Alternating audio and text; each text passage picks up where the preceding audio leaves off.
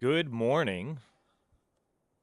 It is 6:05 in the morning, and if you are an astute listener, you know this is not Nick Reed's voice, but Bishop Davidson, state representative here in the Springfield area. Happy to be on, and we've got a good show planned for you for the next few hours. We've got folks calling in from the RNC to discuss on the ground what is going on at the Republican National Convention. We've got Will Scharf, an attorney general candidate, to discuss with us a little bit of the drama leading up to the RNC, which now seems pretty small compared to the events of Saturday and compared to the energy that I'm hearing about since Saturday. We're going to be discussing J.D. Vance's vice presidential pick or nominee or pick by President Trump. And in the second hour, we're going to hit up a bunch of candidates from Brad Hudson to Ben Keithley to Jay Ashcroft and Cody Smith. And followed up, we're going to revisit the events of Saturday as new information comes in all the time. We're going to talk with some state representatives as well as James Carafano from the Heritage Foundation.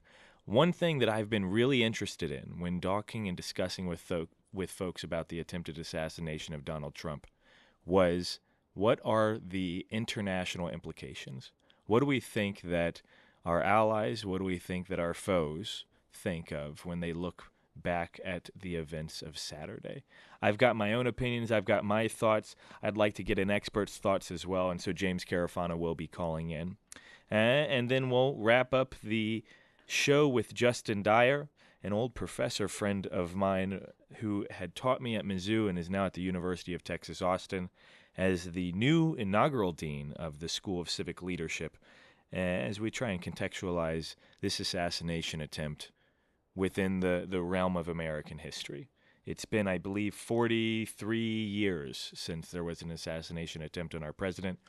And I know you, as smart listeners, don't let this escape how big and historical of an event this has been and how it could have been so much worse, notwithstanding the tragedy of the firefighter who gave his life protecting his mom, or protecting, I believe it was his sister, actually, or who was it? It was his wife and his daughter. That's right. No, I'm mistaken. I know that his name's Corey, if I'm not mistaken as well. So we've got a good show.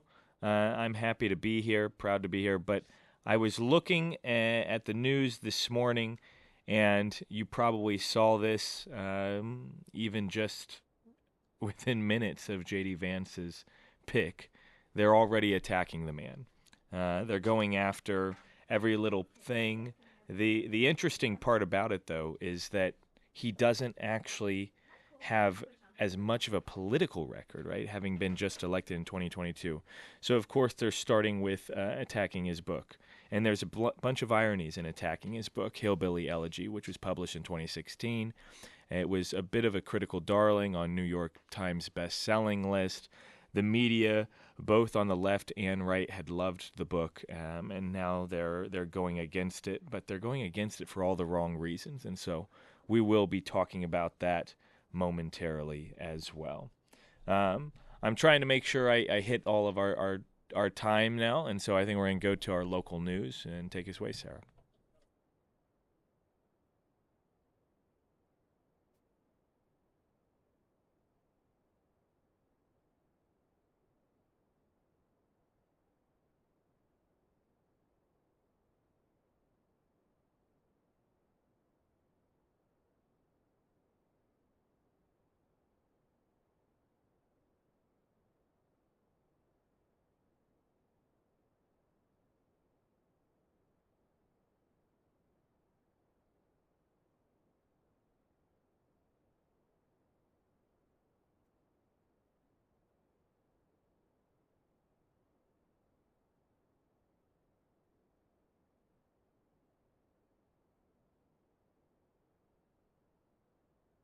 And your first alert forecast from Color 10 Fox 49 meteorologist Tom Schmidt, sponsored by Wolfpack Cleaners, your residential and commercial cleaning professionals. Today we do have a slight chance of rain, mainly after 4 p.m., otherwise partly sunny and hot with a high near 94, those heat index values reaching up to 106.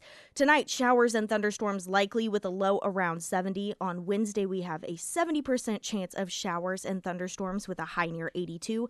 And on Thursday, sunny with a high near 80. Springfield's Talk 1041.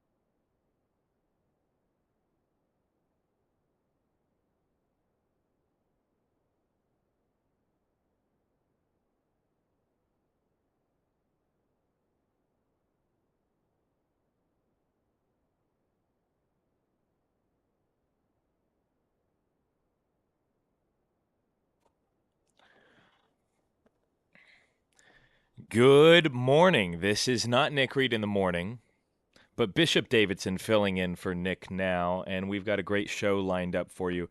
I'm a state representative here in the Springfield area. Actually, I represent Nick. I don't know if you knew that. He's only a couple blocks away from me. But welcome back to 104.1 KSGF. We've got our first guest calling in from Milwaukee, Wisconsin. Kobe Collins is an RNC delegate. Kobe, are you there? Good morning, Bishop. I am. Good morning. I got to talk with you some yesterday. Obviously, a lot has changed since yesterday. You have seen the president with his ear bandaged up. You were there when J.D. Vance was picked as the nominee. Tell me about that long day yesterday and the energy in the room and what you're looking forward to today. Well, thanks for having me on. Let me talk about that. Monday is always the busiest day of convention. Okay. There's a lot of getting settled in, finding out where to go, and getting through security that first time. But yesterday in the afternoon, we did the preliminaries. We did the rules report and the the platform and the credentials and all that. And by the way, Missouri got a shout out at the credentials because of our notable win before the credentials committee. Awesome. Yeah, no, We we're actually talking about that notable win next segment. For those listeners who maybe aren't familiar with the situation, there was a drama of sorts leading up to the RNC on who the delegates actually were and whether or not they were qualified, and then there was an appeal made. We won't get into it too much this segment, but that's cool that Missouri got a shout out. Yeah, absolutely. And then we went right into nominating the president, which was, one of the highlights of the whole week. And Representative Maisie Christensen, our delegation chair, did an excellent job of representing Missouri. I saw that during that time, and noting that our 54 votes all went for President Trump. So that was great. That was really cool. And Maisie is a colleague of mine, and so we were very proud of her as a fellow House member as well. Yeah, absolutely. Then we went into the during that process, we actually were made aware that the presidential selection had been made. We were up here. We were excited. We wanted to know who he had chosen, and we had heard all along the top three candidates, but we didn't know the answer to that. Yeah. And but one thing that was curious, where we're seated on the floor in the Missouri delegation is kind of off to the side and kind of towards the back a little bit, and not the best seating on the floor. We're not front and center like Florida is, but we're a little bit disappointed about that until we figured out that we were right across the aisle, literally immediately across the aisle from the state of Ohio. Yeah. And the state of Ohio had a lot of media hanging out all morning or all afternoon, and then we found out why. That the presidential decision had been made, and it was going to be J.D. Vance, and that ended up being the best position on the floor we could have ever dreamed about. For that announcement. Because the Secret Service cleared out that aisle, and J.D. Vance came right down that aisle, and all of our delegates got an opportunity to see him close up. Many of us, including myself, got to shake his hand. And you can tell a lot about shaking a man's hand. Even in the briefest moments. What are your earliest interactions? Because this is a man who, for the first time, right, was elected into politics in 2022. So is almost as much of an outsider as Donald Trump was in 2016. What were your earliest instincts? What are your feelings on the matter? Well, he's obviously young. He's only 39 years old. Mm-hmm. We need some young people in our party. We love that. He's a self-made man. For a rags to riches kind of a story where he applied himself and worked hard and brought him out of an unfavorable childhood.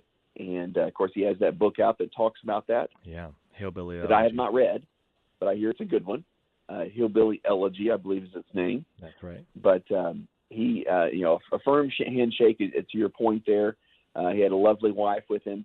And I don't know anything about her. She, appears to be some type of a minority, which, again, we need more of that in the Republican Party. So it's great to have her along. And some of the criticisms I've seen of him so far were about his book. And it seems that they're making a claim in the media that he sort of whitewashes Appalachian America. That, in fact, 45% of these impoverished Americans are non-white people. As if the narrative's wrong and it's just white people voting for Trump, and he gets it wrong in his book by not including more people who are non-white. I find the whole kind of proposition a little bit ridiculous. The premise of the Trump victory is not that it was white people voting him into office. It was that there is a class of people who feel forgotten, whether they're white or some other color. And so the fact that you speak to his wife, having some sort of diversity, I think pushes against any sort of narrative that they're starting to sow, that this is a racist vice presidential candidate, or that this is whatever the traditional sort of ad hominem attack has been on any Republican that puts his head up. It's a great lead in to what our speakers were last evening. A lot of minorities, a lot of women, a lot of people of color, and it just showed that the party is growing because people are they're leaving the left is what is happening. I mean, even you may have heard the president of the Teamsters Union came and spoke on behalf of Donald Trump at Donald Trump's request. And our party is opening up to a diverser group of people. And again, I think it's partially because the left is so far left that they're coming back and seeing that, taking another look at what the Republican Party is. And if they look at our platform, they look at what we stand for, and they compare it to what's happening in our country, they say, hey, this is what we need. We don't need that stuff on the left. I think you're exactly right. Kobe, we're going to have to get going, but I appreciate your on-the-ground experience. We've got our own Southwest Missourian up there in Milwaukee now. Thank you so much for calling in. Next, we're going to talk with Will Scharf about what Kobe was just talking about, that appeal. We're also going to try to get some in about the Trump sort of attorney issues and the court cases as an attorney of Trump himself. We'll be right back here at Mornings with Nick Reed, 104.1 KSGF.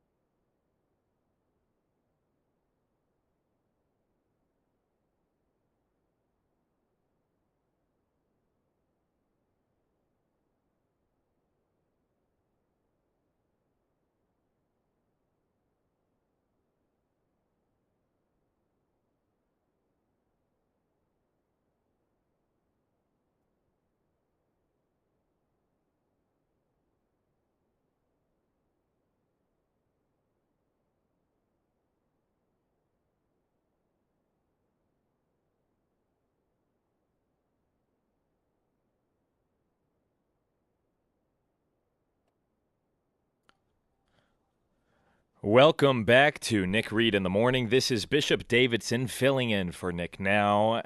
We just got an on-the-ground look at what's going on at the RNC. Kind of fun personal story from Kobe Collins, a Southwest Missouri guy who got to shake J.D. Vance's hand yesterday. Says it was firm, says he likes his wife, is really excited about the candidate, so many of us are. We now have Will Scharf on the line, an attorney general candidate, a conservative fighter, Trump's personal attorney, and one of the appealers for that little bit of drama that we had talked about leading up to the Republican National Convention. We've got a lot to cover and honestly not much time. Will, how are you? Doing great, Bishop. Always good to be with you, man. Yes, it's good to hear from you as well. I know you're not up in Milwaukee now because you've got a race to run down here, which is great to hear. But you were involved in the folks who are in Milwaukee. Tell us a little bit about that appeal real quick, just because Kobe had brought it up, and I wanted a chance to get our listeners on the inside of that story. Yeah, Bishop, it's pretty simple. As your listeners probably know, we had a state convention. At the state convention, we elected a slate of outstanding conservative delegates to the RNC. And then the establishment in Missouri decided that they weren't good enough, that they needed more establishment people, and sought to have that slate thrown out. And initially, an RNC committee agreed with the establishment folks and threw our slate of delegates out. And then I give Kobe a lot of credit for this, and it was a team effort, but he was definitely the captain and the leader. We appealed that initial judgment and ended up winning. We amassed all the evidence showing that the convention was appropriate. It was run properly. The delegates were all appropriately credentialed, and that there was really no reason to overturn the will of the Missouri Republican grassroots activists who had won the day at convention. So I'm glad that the RNC did the right thing. I think it's shameful that folks in our political establishment here tried to essentially rig the system. And I just take my hat off to Kobe and Maisie Christensen and Sophie Shore and all the leaders who really decided to dig in and fight. And it was an honor to be able to help them in the way that I could. Well, and it seemed to have paid off. Maisie, I know, had the experience of a lifetime yesterday, getting to chair that delegation and cast Missouri's votes. I think 54 Missouri votes for President Trump to be our nominee. So that was really fun to watch on social media. And I know that she was really excited, and we're all proud of her in the Missouri House as well. There's been so much news. It's hard to get in. I mean, obviously, there was an attempted assassination on Saturday. I don't want to say it's old news. It's far from old news. It's historical. It's iconic. It's tragic. It's legendary. It's all the things above. But Monday, we had big news for Trump as well in the dismissal of a court case. As a Trump attorney yourself, can you give us, was this expected? Was this a surprise? Was it expected on this timeline? How does this affect him? Yeah, I mean, another one bites the dust. Yesterday, Judge Cannon in Florida dismissed the documents case against President Trump. That's one of the cases that was brought by Jack Smith, the special counsel. Mm-hmm. She did so on the basis that Jack Smith was unconstitutionally appointed and unconstitutionally funded. We've been arguing that for months now.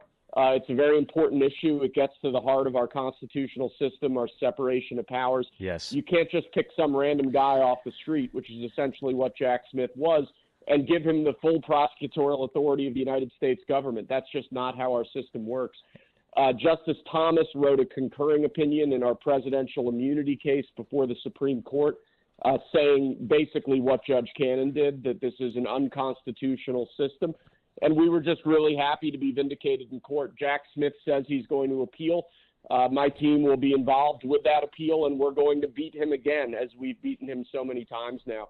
Yeah. I think the key takeaway as all of these cases collapse is that it's time for Joe Biden just to give up here and end this campaign of lawfare against President Trump, fight this out at the ballot box, not in the courtroom. He's done enough damage to our Constitution and to the rule of law already. Guys, we're talking with Will Scharf now, and I am picking his brain on all sorts of matters, from the RNC to the lawfare against Trump. Will, you're one of the smartest people in Missouri politics today, I think, and so I appreciate you humoring me with all the talk of those other things. But tell us about you. Tell us about your race. How are things going here in Missouri? How's it going on the Attorney General trail? You know, the campaign's going great. We've been all over the state. We've driven about 50,000 miles now. We've met fired-up conservatives in literally every corner of the state.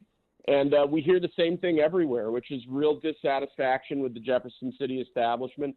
People are ready to take that establishment on, and I think a lot of heads are going to turn in August. Our campaign's internal polls show this as a close race. We have the resources to compete down the stretch. And we believe that we have a grassroots army that's going to fire us to victory here. We met with some great conservatives in Platte County last night. We were in Jackson County the day before. It's been an incredible process. It's crazy that we only have, I think, 21 days left.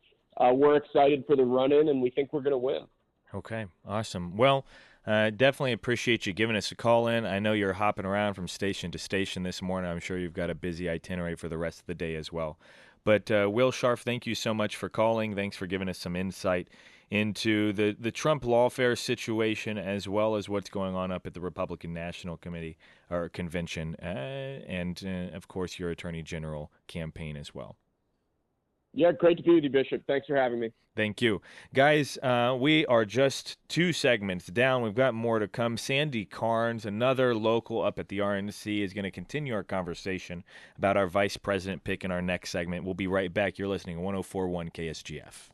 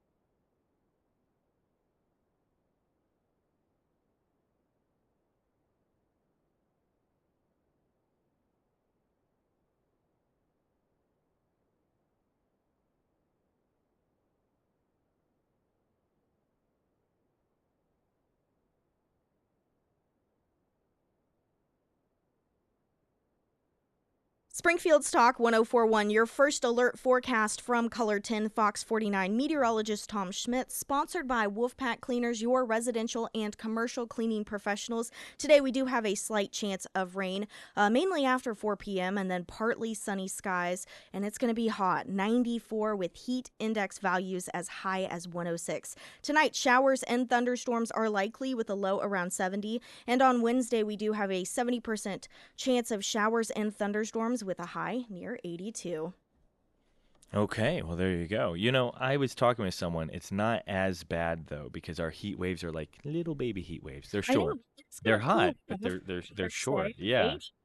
I know. It's been a pretty knock on wood. I don't know if that's wood, but yeah, it's composite something, but it may not be so bad. Guys, this is Bishop Davidson filling in for Nick Reed now, and we've had a couple good segments, and we're going back to the Republican National Convention, which is, I think, the news or political news of the week. And we've got Sandy Carnes on the line. Sandy is a delegate there now, a Christian County resident. a good friend. Sandy, how are you? Good morning. I'm doing wonderful. Really just taking in my last 2 days of being here and experiencing everything. Oh, yeah, no. Had you been to a national convention before? I have not. This is my first time, I and think I'm telling you, it's such an honor. Yeah, I think it's a lot of our delegates' first time, which is always a very special thing to see. Yes, I'm one who personally believes that it's good to really mix in a lot of just real people, not political people, not folks who are already in office or whatever the case may be. We had a chance to talk with Kobe Collins a couple segments ago, who's also there and a fellow delegate of yours, as you know. yes. Um, and he had just chatted with us that you guys got to be right there next to J.D. Vance, the vice presidential pick, as he was picked from the stage, or announced from the stage, I should say. Um, Tell me a little bit about that. What was your impression? Did you get a chance? Kobe said he got to shake his hand as he passed by. Right.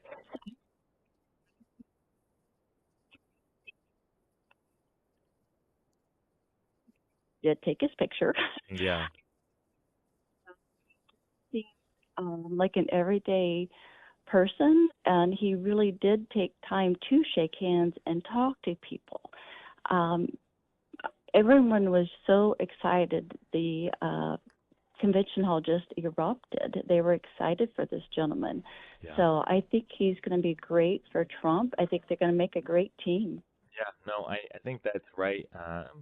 And he adds a certain level of youthfulness too. Kobe had mentioned his age; he's just 39, and so Trump is as energetic as any 25-year-old that I know, but he's also no spring chicken. I don't mind admitting that. And so to see a young face who's also a political outsider, I think is a strong pick. I think there's a lot of reasons that this is going to be a successful ticket.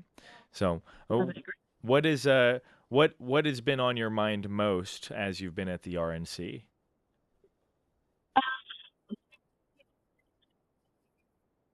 Day one, we arrived on Sunday, and we went to Turning Point USA, had a prayer vigil for the president. And that was our first gathering. And it's not that it was somber, but it wasn't a rally. And I think that was really on everyone's mind to Yeah, start with. yeah, And then yesterday, a full day at the convention, the excitement. Everyone was so excited to see him and vote for him yeah, and support him. So that was it. I think I've had multiple people reach out to me concerned about security and yeah. because of what happened, but I can tell you that I have had no concerns. There is security everywhere. There are groups of people, the police on bicycles. So, and they have brought in extra security from other states, Yeah. and very nice. Everyone's been super nice, and I've met people across the United States.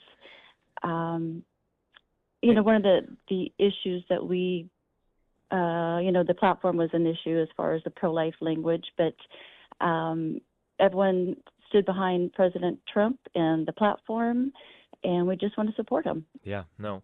And we have some of the most politically engaged people, I think, in our delegation. And so it feels like a bit of a hole here in Missouri politics, especially with just a couple weeks to go before our own Republican primary.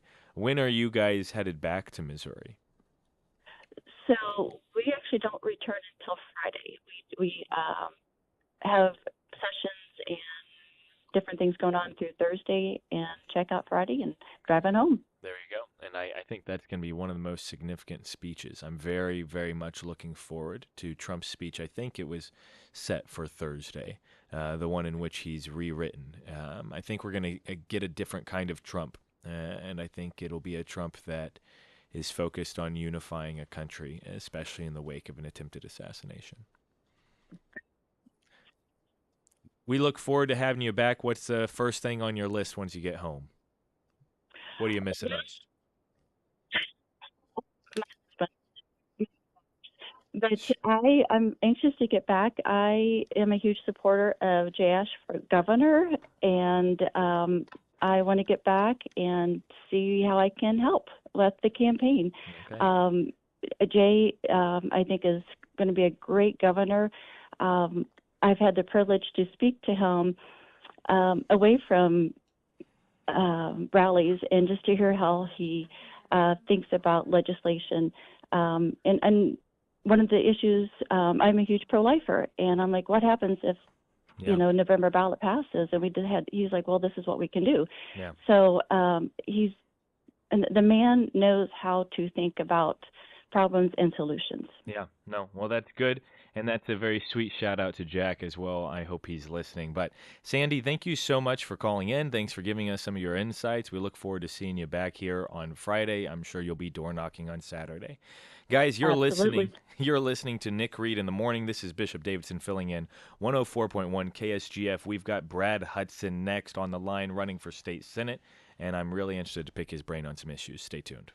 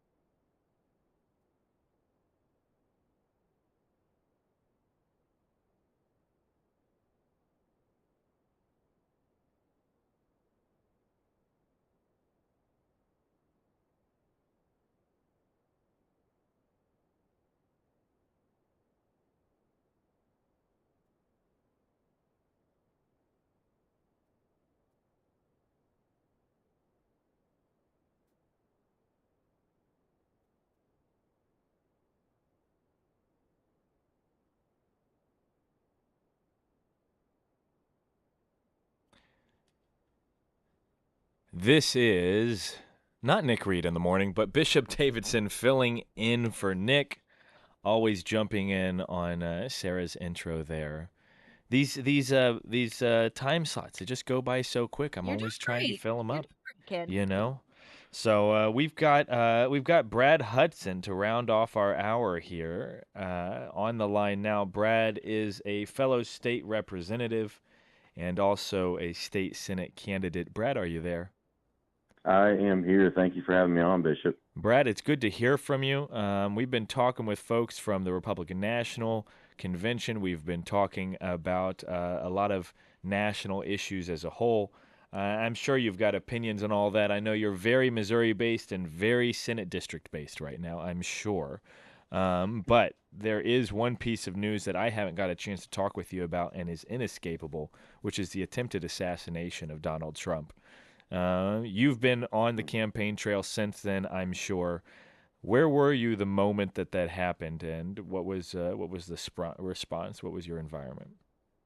So the moment that happened, I was actually on my way to an event in Douglas County. Yeah. And I found out about it from some of our some of our colleagues actually started reaching out to me. Of course, when it first happened, I just knew that President Trump had been shot, didn't know how bad things were. Yeah. More events came to light, and certainly a historic event. Thank God that the situation wasn't any worse than what it was, and yet another example of the strong leader that President Trump is, the way that he reacts to that situation, and it will be something that will live on in history long after we're gone. Yeah, no, I think that's absolutely the case. And so you were on your way to an event in Douglas. What was did it change your event at all? Well, there were several of us candidates that were going to speak at this event, and rather than hearing the typical stump speeches that you would expect from candidates running for state office, county office, we actually, as the time for speaking began, we actually had a moment where we just prayed for the president, and it was a moment of unity, a moment of calling on God, and just a reminder of the times that we live in, and how much we need the Lord's hand of protection upon us all, and also time to be very thankful for the Lord's hand of protection being on President Trump. I think that unity piece that's being reflected in our conversations with folks at the Republican National Convention as well. There's a lot of excitement about J.D. Vance, as you know, who is being billed as a political outsider. And I don't want to say that he's not a political outsider. He certainly is, having only been elected in 2022. But what I will say is it seems to be more than being a political outsider. It seems to be something different than just being a political outsider, because there's plenty of folks who haven't been involved in politics and that get involved in politics. And I don't think very highly of them. I don't think very highly of their policy mindedness. I don't think very highly of their personal convictions, whether or not they're conservative or whatever the case may be. And I haven't quite found out what it is that I'm talking about and how it taps into it. But I feel like political outsider is insufficient. I think there's something more to him as a candidate. And I think I see that same thing throughout our state, several of our candidates here in Missouri. Does that make any sense to you? I don't know. I don't know. No, I don't know if that resonates with you at all. It does resonate. It's interesting when you're running a campaign like I am. It's like everything that happens, and you consider where you were when that happened. When I heard about President Trump's choice for VP, I was actually campaigning in Taney County and found out from a voter that I just met. I had just knocked on his door, and there is a lot of excitement surrounding Trump's pick. I think it's an excellent choice from everything that I'm hearing, and excited about the future there. Yeah, no, and I think the political outsiderness is a piece of it, but it seems to me that we find candidates from time to time who are able to maintain all of the benefits of a political outsider while also garnering the strengths of someone who's been in politics for a while. And I think. Go ahead. Oh, I'm sorry. I think you hit the nail on the head, really, when you mentioned conviction earlier. We need folks in politics, in the political realm, that have that kind of conviction, that they can come in, as an outsider and be able to function under the pressures that come when you're in these positions, and hold their ground and still be true to the principles that they were elected on. Yeah, no, and I think that's it. And that's what I'm getting to. It's not a question of whether or not a person's a political outsider. I'm not against or for someone for being a political outsider, to be honest. It almost has no bearing. What I'm looking for in a candidate, whether it's Donald Trump or J.D. Vance or Brad Hudson, is conviction. And I think that maybe speaks to it more clearly. I appreciate you helping me on air. I hadn't really thought that bit through before jumping on here, but I think that is it. That's what I'm seeking in a candidate. But he seems to be a convicted person and someone I can be behind, whether or not he's elected in 2022 or elected in 2010. Yeah, and I think the American people, and certainly people in Missouri, they recognize conviction, right? I mean, they may not exactly know, they may not always put the same label on it depending who you're talking to, but you got candidates that speak with conviction, speak from the heart, and follow up those speeches and those conversations with actions that are consistent with the things that they've said on the campaign trail. The public is hungry for men and women like that right now because there's so much frustration out there because so many people are speaking and saying things, acting like they're strong conservative fighters, and we just know that when they're in office, they're not. Yeah.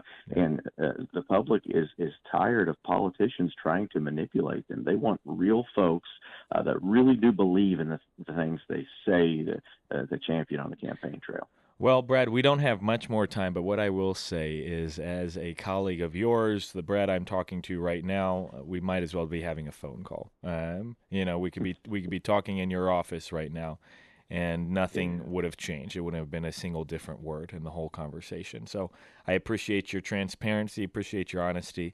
I think you're one of the most convicted among us. So thanks for hopping on. Thanks for being here early in the morning, and I'm sure you've got a busy day today. Oh, thank you very much, Bishop. I appreciate your kind words, appreciate your friendship, and thank you for having me on. Absolutely. Guys, you're listening to Nick Reed in the Morning. This is Bishop Davidson filling in. We'll be right back for our top of the hour segment where we wrap up the hour and look forward to what we're checking out next. 104.1 KSGF.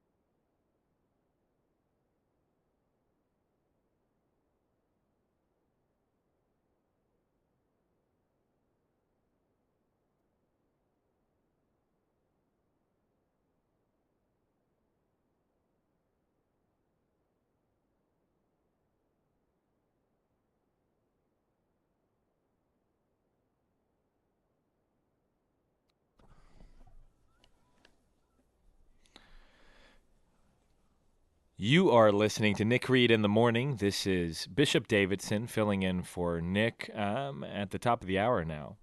I don't know. What do you think? Is the top of the hour? Does this count as the top of the hour, or does it have to hit 7 o'clock to be top of the I hour? think it has to hit the Ooh, 7 a.m. corrected. hour. Okay, no, Yeah. that's good. I'm not a professional, as you may have already noticed, but I do have a good time on the radio. So maybe not that. Is it the end of the hour? Is it the bottom of the hour? The bottom is 6:30 though, isn't it? Because you're basing it off of an analog clock. All of your millennial and Gen Z listeners are confused right now. No, I'm kidding. The young millennials maybe. Yeah. So you're listening at the end of the hour. I think it just doesn't work. It's kind of a mixed metaphor. You're listening to the end of the hour with Bishop Davidson. We've had some really interesting discussions. I can't wait to get to know J.D. Vance a little bit more, and I'll tell you why.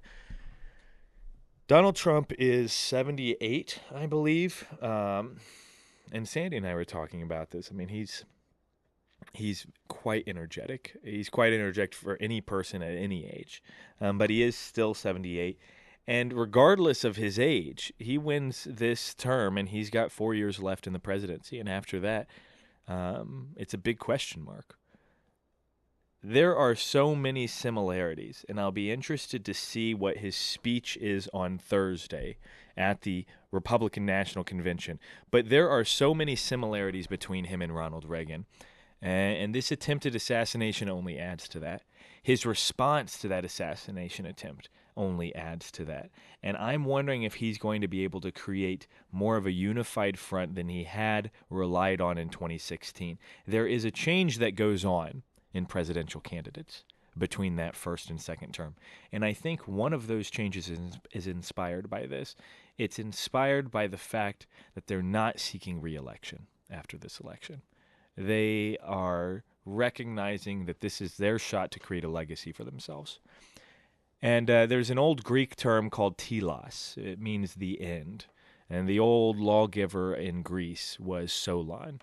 And he invented this idea of teleology, which is the study of the end. And the thought is that how a man ends is how he is remembered. And so you might have an idea of who Trump is. History might have an idea of who Trump is. But it will be his final term by which he's remembered. And so I think we're going to see a man interested and concerned with his legacy. Not only because it's his second term, but now because he has faced death.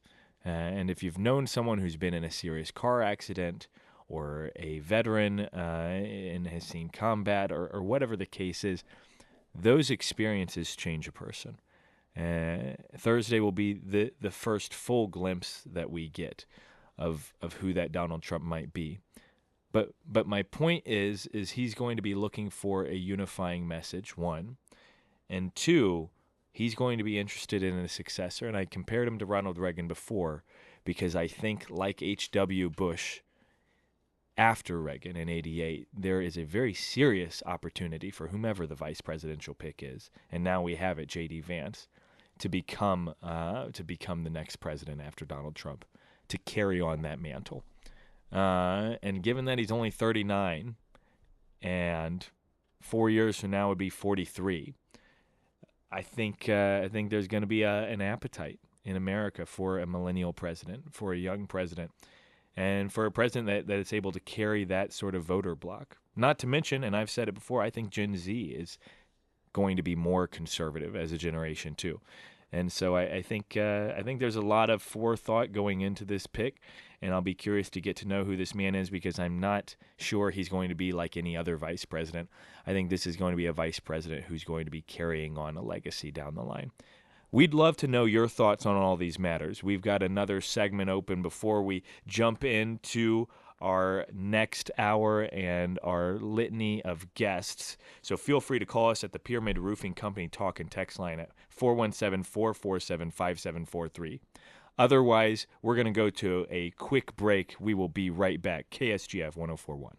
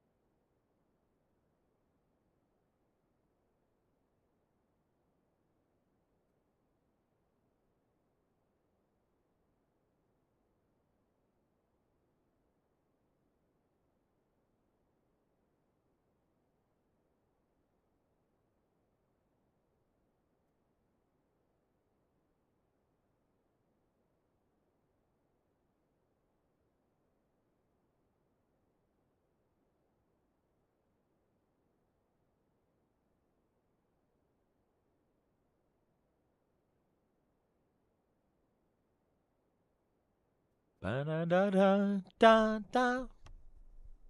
I like the lion roar. Did you make that, Sarah? Does that precede you? No. I believe this is the Pet Shop Boys. Yes. Always on your mind. On my mind. They have the lion roar? Yeah. It's in the actual song. In the song. I didn't know if you added something. Nope. But okay, there you go. Guys, you are listening to Mornings with Nick Reed. This is Bishop Davidson filling in for Nick Reed now. And we had a solid first hour. Lots of interesting things to discuss. The show must go on, though. We talked a little bit about the RNC, talked with some delegates from there, talked about the Trump lawfare and its waning effect as another court case is dismissed. We talked about J.D. Vance quite a bit as a candidate, his strengths, and I've yet to know his weaknesses. We also got to talk with Brad Hudson, a state Senate candidate, as well. This next hour, we're about to get a call from State Representative Ben Keithley. Ben is super smart, super bright, and has become a good friend up in the legislature in his freshman term. That means his first term. I'm in my second, going on my third. But was up at the gubernatorial forum last week, which seems like forever ago now in political news. But I wanted to get his on-the-ground perspective as he got to be there in the room. Apparently it was a packed room at that. So we'll chat with him, followed by a robust conversation with Jay Ashcroft, gubernatorial candidate, Secretary of State Jay Ashcroft, and then followed by Cody Smith, who is a candidate for treasurer. So this is our candidate hour of the show. Towards the end of the show, we're going to shift back to the assassination attempt and really the aftermath of that. I'm excited about two conversations, and this is why you're going to want to keep listening, why you're going to want to be just on time as you walk into work at 9 a.m., is because we've got James Carafano, who is from the Heritage Foundation, and whose specialty is international relations. And you might think, well, why did you invite James on, Bishop? The reason, I hope becomes clear, is because I've heard a lot and read a lot about how this attempted assassination on Donald Trump's life would have a huge effect and has had a huge effect on domestic politics. I'd like to get James' perspective on what this does in the international world, on the international stage. I've got my own theories. I've got my own ideas. I think a man popping up from getting shot in the ear, bloody all over his face, fist in the air, screaming, "Fight, fight, fight," you might be able to surmise what I think that does on the international stage. But we're going to have a conversation with James Carafano, and followed by that, we're going to talk with Dr. Justin Dyer, who is the Dean of the School of Civic Leadership down at the UT Austin. And we're going to try to contextualize historically this assassination attempt as well. And dig into a little bit of the cultural piece too. So do stay tuned, but in order to get there, we've got to first go to Ben Keithley. We'll be right back after this break. You're listening to Nick Reed in the morning. This is Bishop Davidson filling in for Nick, 104.1 KSGF.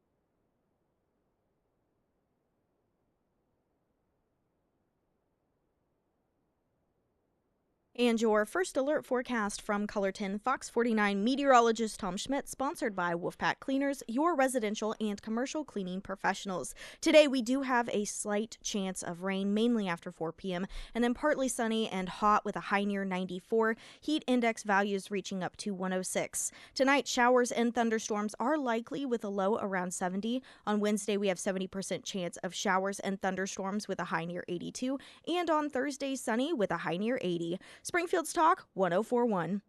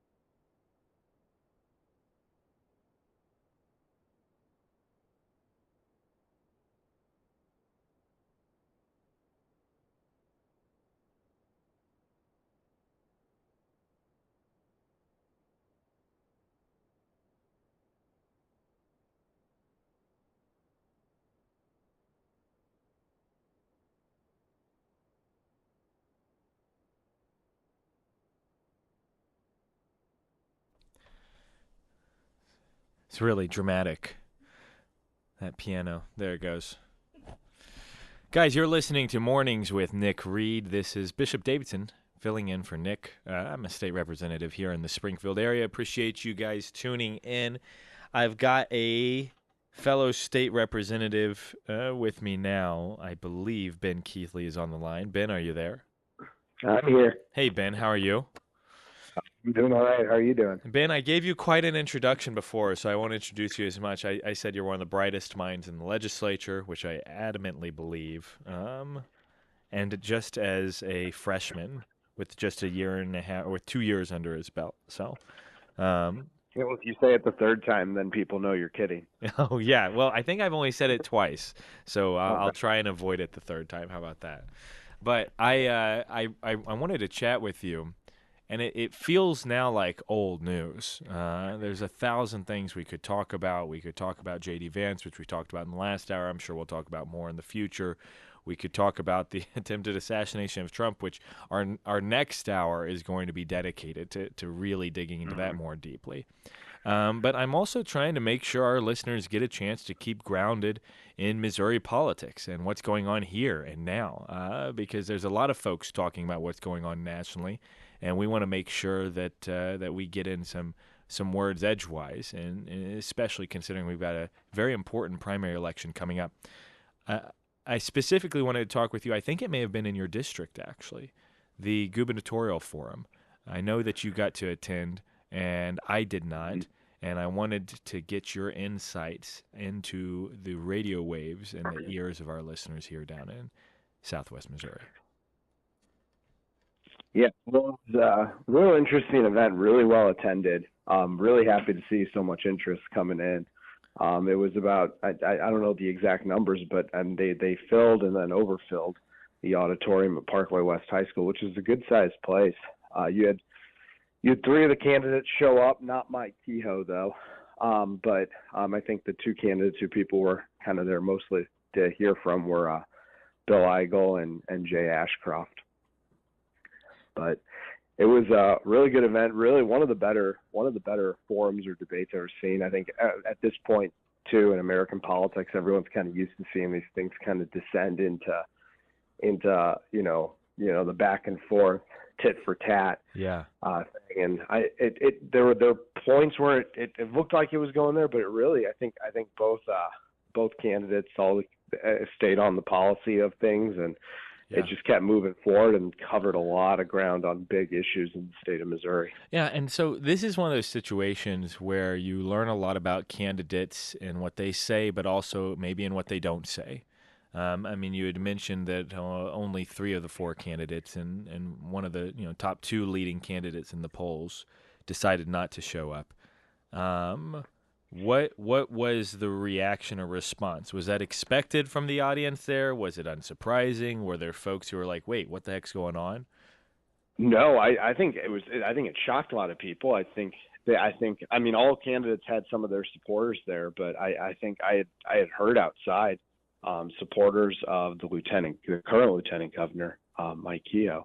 I had heard supporters of his when they first heard. It was the first time they were finding out he wasn't going, and just a lot of disappointment from them.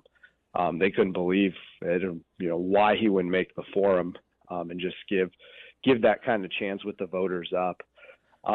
Because this was a big event. There were like 300 people, is what I had heard.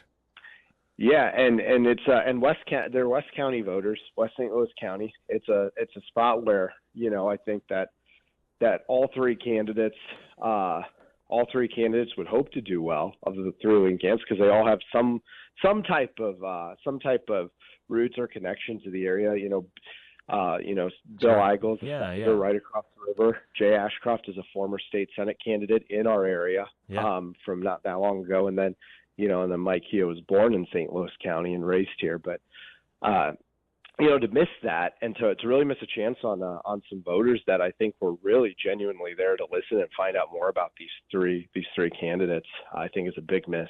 I've also found, though, that the supporters of Ashcroft and Eigel and those who are interested in that conversation are some of the most informed. I mean, they're really striving. How about that? They're really striving to be informed.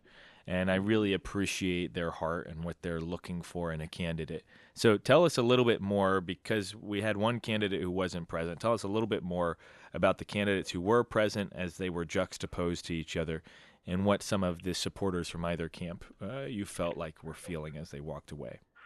Well, I know supporters of Jay Ashcroft felt like he had done really, really well there. I think a lot of people were impressed. I think a lot of people, I got the impression, were maybe hearing directly from him for the first time, having already been in with, decided to back another candidate or support another candidate, and really seemed to like what they were hearing. There wasn't a whole lot of distinction on the specific policies between Senator Eigel and Secretary Ashcroft. But I think what a lot of the discussion ended up coming down on is how much have either of them been able to advance the things they've worked on. And it kind of came back to that. It was a lot of, well, Senator Eigel says, I'm the only one on the stage who's ever voted for this. And then, we keep having to re-say, well, you're the only one who's a senator on this stage who would have had the opportunity, but we've all been in the Capitol fighting for this policy and trying to get this done.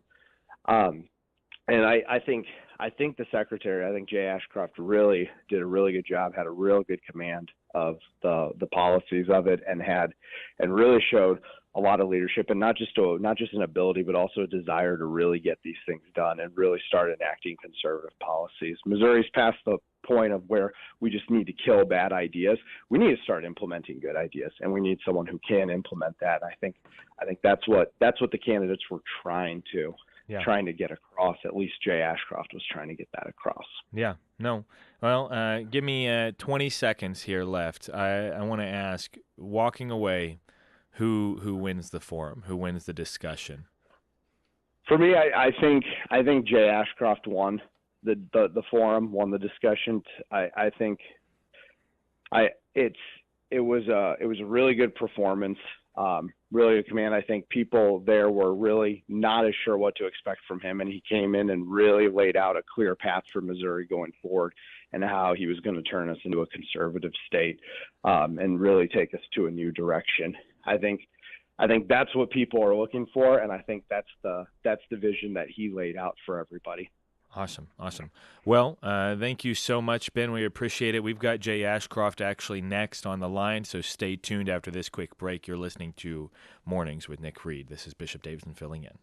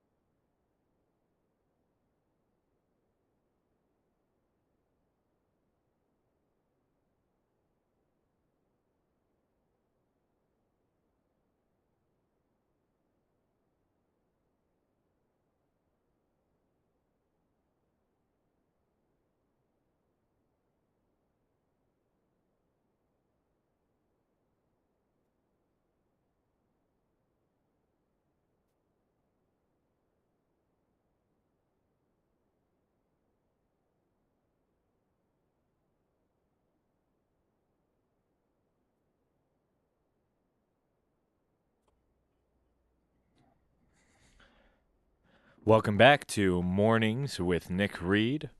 This is Bishop Davidson filling in for Nick Reed, and it is now 7:24. We've got on the line Secretary of State and candidate for governor, Jay Ashcroft. Jay, we just got off the phone with Ben Keithley, and he gave us a good sort of straight-lined analysis of a forum from a couple weeks ago. And I know there is a lot to talk about, but we were trying to give our listeners a chance to tune back into Missouri politics, especially ahead of the August 6th primary.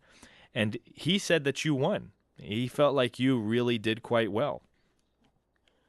Well, I appreciate that. I appreciate the opportunity to talk to the people. I travel to every county in the state every year because I want to listen. I think it is incumbent on an individual that wants to be a real leader to listen to the people that he wants to lead, to make sure that he understands what they're going through and how to cast a vision for the future for them. So I enjoyed being a part of it, although I do get nervous. I'm an engineer. I get nervous by things like that. Yeah, no, I think it came across though, and one of your strengths I think has always been your sincerity. So I don't think it necessarily matters exactly how you say it. It's that you cast vision, and that it feels like it's coming from you. And not all of us got to be there. I know a lot of Missourians were. I heard that there were about 300 folks who had attended, which is just an awesome turnout, especially for some of these state races in the heat of all of this national politics. But I'd love just to get the Spark Notes version. I think we've got you for 2 segments here, but we've only got a few more minutes of this segment. But give us the Spark Notes version of what we would have heard or what we missed out on had we not been there at the forum ourselves. Well, there's a lot of just talking about vision for the future. What do I want to do as governor? And putting parents in charge of their children's education, putting them in charge of the money, so they're in charge of what their children are taught, the values that they're being taught, so they can make sure that their children are actually being taught Yeah. reading and writing and arithmetic. Yeah. Yeah, I think that has been a core element of your campaign so far is that policy front, and it really makes sense because from that you can say education really is its own economic policy. You can say education really is its own social policy. You can say education really influences your housing policy or whatever else that policy might be, because it seems to me that from education all the rest of the things flow. If you want people to be independent from government, education seems to be a core foundational building block. If you don't give people a good education, you seem to be consigning them to being dependent upon government, and I think that's terrible. Yeah. Hey Jay, we've got a question that was just texted in, which I Great. think is really cool. Is he willing to get rid of personal property tax and or state tax? I think that's the state income tax. There are no taxes I like. I'm focused on getting rid of the state income tax first because that's $8.5 billion that we're taking from the people the government is that we don't have to. Our government has grown by over $20 billion in the last 6 years, billion with a B, and state income tax is only $8.5 billion. So clearly we can make that happen. And I just despise the idea of penalizing people for working and then subsidizing people that aren't working with that. I want people to know that in Missouri, if they work hard, they can be successful and they will get to reap the rewards of their hard work because it wasn't government that did it. It was individuals working hard. Yeah, no, I think that's good. And I think you and I are probably of the same ilk. I actually had a bill last year that got rid or would phase out the state income tax. And then it followed up directly by phasing out the personal property tax. But going after that state income first, I think is pivotal. I see the income tax, both on the state and federal level, as maybe the key mechanism for state encroachment in people's personal lives. Well, getting rid of the state income tax is big enough that it requires us to cut government and to structurally change what we pay for. And that is a good thing. That's a feature, not a bug. Because if we don't cut government, taxes will rise. And I know that your listeners can spend their money better than the state would. No, I think that is fantastic. We're talking with Jay Ashcroft right now, who is a candidate for governor. Just asked if he'd get rid of personal property tax and or state income tax. He said, hey, there's not any of those taxes that are tolerable to me. We're going to start with the state income and then look at the personal property and figure out how to get rid of that as well. But we've got you, I think, for one more segment. Is that right, Jay? Sure. Okay, we're going to take a quick break here and get back with you soon. Guys, you're listening to Mornings with Nick Reed. This is Bishop Davidson filling in for Nick Reed now. 1041 KSGF. Stay tuned as we continue conversations with the guy who's leading in the polls for the governor's race right now, Jay Ashcroft.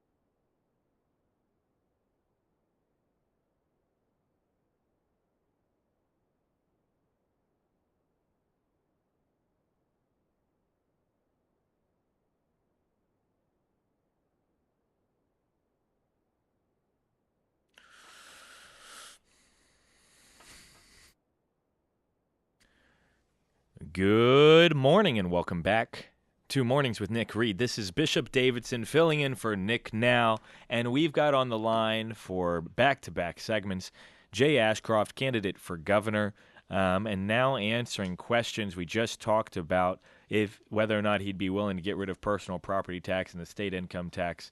The answer to both of those are yes. He'd like to go after state income first. State income would put more money back in your pocket. But we'd love to hear from more of you, and so if you've got questions, feel free to text us at the Pyramid Roofing Company talk and text line, 417-447-5743. We've only got a few more minutes, Jay, but I did just get a question. Where does he stand on IP reform? We need IP reform. I've been pushing IP reform really since November of 2016. I'm disgusted that we haven't gotten it done. It's wrong that we have so many people in Jefferson City that want to make sure we have the best Constitution money can buy, as opposed to the best Constitution that the people of Missouri deserve. The people of Missouri should be in charge of what their Constitution is. We shouldn't be allowing billionaires from outside of Missouri to buy the Constitution they want. I will continue to fight that. It's been difficult because so many Republicans have been against it. Thankfully, a lot of them that have been against it in the past have flip-flopped in the right direction. Yeah. And I guess I'm gratified that there's been movement, but we can't stop fighting. No, and I want to speak to this before we go to our next question. We're going to just try and rapid fire here pretty quick, but I have been for IP reform from the moment I was elected in 2020. I ran on it in my primary election. I filed a bill every year since. And I haven't found a larger advocate. I can say that. I was going to say there are some pretty big advocates that I've met in the House, but I haven't met a larger advocate in Jefferson City for initiative petition reform than Jay. The second question: will Jay veto bills that have changed topics or that contain more than one topic? So they're asking about the constitutional provisions of. Yes, bills. I hate that. I'm actually proud of the fact that I've gotten one or two single subject bills done, but it's wrong not to uphold that constitutional provision. That is there to protect the people of the state. Awesome. Jay, I appreciate you just sitting with us and going through these questions. I'm sure the listeners do as well. I think this is what Ben Keithley was talking about when he was talking about your understanding of the policy. And the more I talk with folks, the more they get to know you. I think this is what they're always impressed by. Here's another question for you. What hurdles must be overcome to stop the income tax?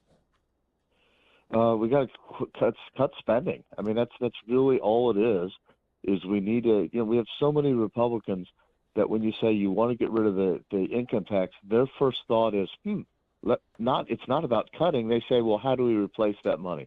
I don't want to replace that. I want the people of the state to have it. I just want to cut government. It does a bad job anyway. Let's get it out of the way of the people of the state. Yeah, no, spending cuts and efficiency are the clearest path. Another question, where does he stand on DEI, diversity, equity, and inclusion? It's terrible. It's tearing our country apart. And I've been fighting that. And, as a governor, I will not allow the state to have DEI positions. It's just wrong. Yeah. No, I think I've always said diversity for diversity's sake is only divisive.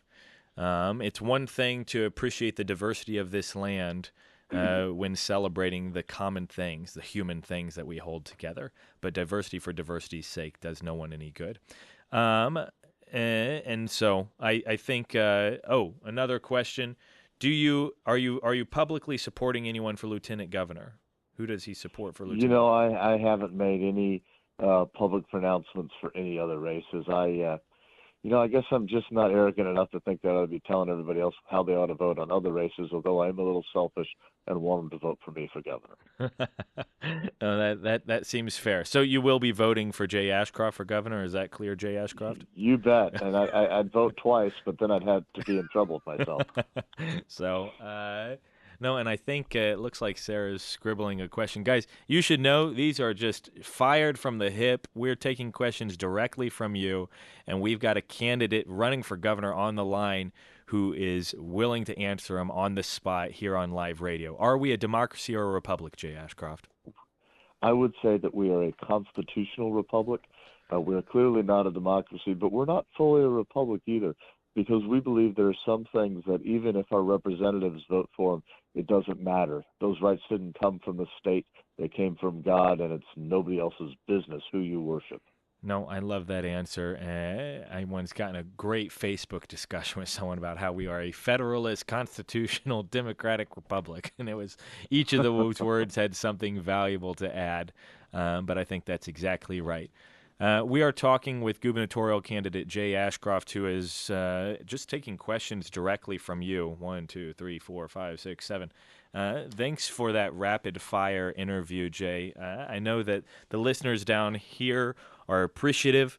And I say down here, you're probably crisscrossing the state. What is your itinerary for the rest of the day? I don't know. I have to check it. I was in Milwaukee yesterday. Wanted to make sure I was there to vote for President Donald J. Trump as a delegate. Yeah. It was pretty neat. I think I was the only statewide individual. I think I was the only statewide candidate that actually got to vote for him for president. What a joy that was. Yeah, no, that is really cool. Well, we appreciate you calling in. Thanks for giving us so much time, and good luck with the rest of your day. I hope you stay cool. It's a heat advisory in this neck of the woods. Thank you. God bless you. Thank you, guys. You're listening to Mornings with Nick Reed. This is Bishop Davidson filling in. It is 104.1 KSGF. We will be right back, continuing our candidate hour with Cody Smith running for state treasurer.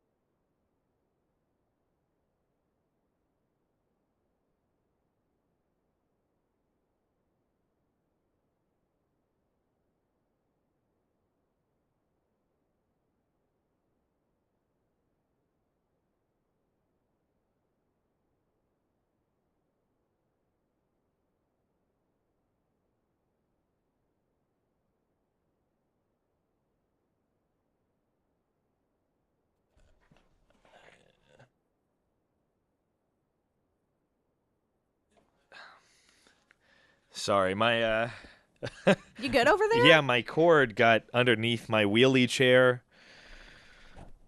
I'm rolling all around, getting tangled up. And here I just said this is my best time on radio. I think I was just really doing well. And You had to. I was be reminded, mean. yeah, I was reminded very quickly. I am far from a professional. Guys, you're listening to Nick Reed in the mornings, or Mornings with Nick Reed. This is Bishop Davidson filling in for Nick Reed, and we've had a great show so far. Just got off the phone with Jay Ashcroft, candidate for governor, and he just took a whole litany of questions from you. Thanks for engaging to our listeners. Thanks for using that Pyramid Roofing Company talk and text line at 417-447-5743. Feel free to continue using that, as we'd love to hear from you over the next hour and a half. Right now, we've got to continue our candidate hour with Cody Smith, who is running for treasurer. Cody, are you on the line? I am, Bishop. Good morning. Thank you for having me. Yeah, absolutely. It's good to hear from you.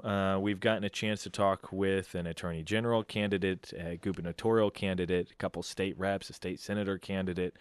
We've also talked with folks up at the RNC, and so it's been a show that's crisscrossed and gone all over the place. But it's nice to be back here in Missouri, focused on Missouri things. What are you up to these last final weeks of your primary election? Well, Bishop, I'm all over the state, kind of zigzagging back and forth. I've been all over the state already a couple times, and in points in between over the last year and a half or so, running for state treasurer, and just out spreading the message. And that message is, I've talked to folks, as I say, all around the state, listened to their concerns around the state's finances, around taxation and spending on the government side, how our state government handles our money. And it's clear Missourians want a steady, conservative hand at the wheel to manage the state treasury and protect it from waste, fraud, and abuse. Yeah. And they want the issues of educational freedom to be advanced and the issues of economic freedom to be advanced. And I believe that's what I bring to the table. I have that type of vision for the office to help build a Missouri that hasn't got an income tax and gets a handle on our property taxes. Yeah. And, the State Treasurer's Office administers the Most Scholars Program, which is our state's first statewide school choice program. Mm-hmm. And it's a tremendous opportunity to advance educational freedom as well. And again, at the end of the day, the state treasurer manages, protects, and maintains the state treasury. And we need someone there that has the experience with financial policy in the state of Missouri. And I believe I'm uniquely qualified to do the job. Well, and you had just mentioned something that's interesting, and to just briefly go over, I'm going to go over your qualifications. I think, if I'm not mistaken, you're the longest serving budget chair since someone in the 1980s, and that was back when we had no term limits whatsoever. And so to be a 6-year budget chair in a time in which we're term limited to just 8 years shows a huge amount of confidence in your ability to be chosen time and time again by speakers and entrusted with the entire budget of Missouri, beginning in just your third year here in the legislature. Make sure I got that right. Does that seem right? That's one of your qualifications. Is right. Yes, it is. And then you can hold up a consistent conservative record as well. I can speak to that conservative record, having been in the room half the time that those votes were taken. But there was something that you mentioned that I'd like to hit on, because it was a question that was asked by one of our listeners in the last segment of Jay Ashcroft, and that was, what hurdles must be overcome to stop the income tax? And notice I'm skipping over the question of whether or not you'd be interested in seeing the state income tax go away, because I think I know your answer. I think I know some bills that maybe you filed. Can you speak to that, and can you also speak to that question of the hurdles that must be overcome and how a treasurer might be involved in that process? Yes, absolutely. I do think we should eliminate our income tax so that we can compete with states like Texas and Tennessee and Florida and attract folks to our state and not penalize people for working. And I've already helped take a bite out of that over the course of my legislative career. I was able to pass the largest tax cut in the state's history, which was an income tax cut, and it will save Missourians about $1 billion once it's fully implemented. And it's phased in over a series of triggers that they're triggered by revenue growth. So the budget grows a certain amount, we cut our income tax, grows another certain amount, we cut our income tax, and we keep doing that until we get through all of these scheduled tax cuts. I think that's a really good way to do this, by the way. I know you have worked on legislation yourself, Bishop, that would phase it out entirely. Yeah. And I think that's important. That's a more prosperous way to have a tax code, to let people keep the fruits of their labor, encourage them to work, which spurs economic prosperity.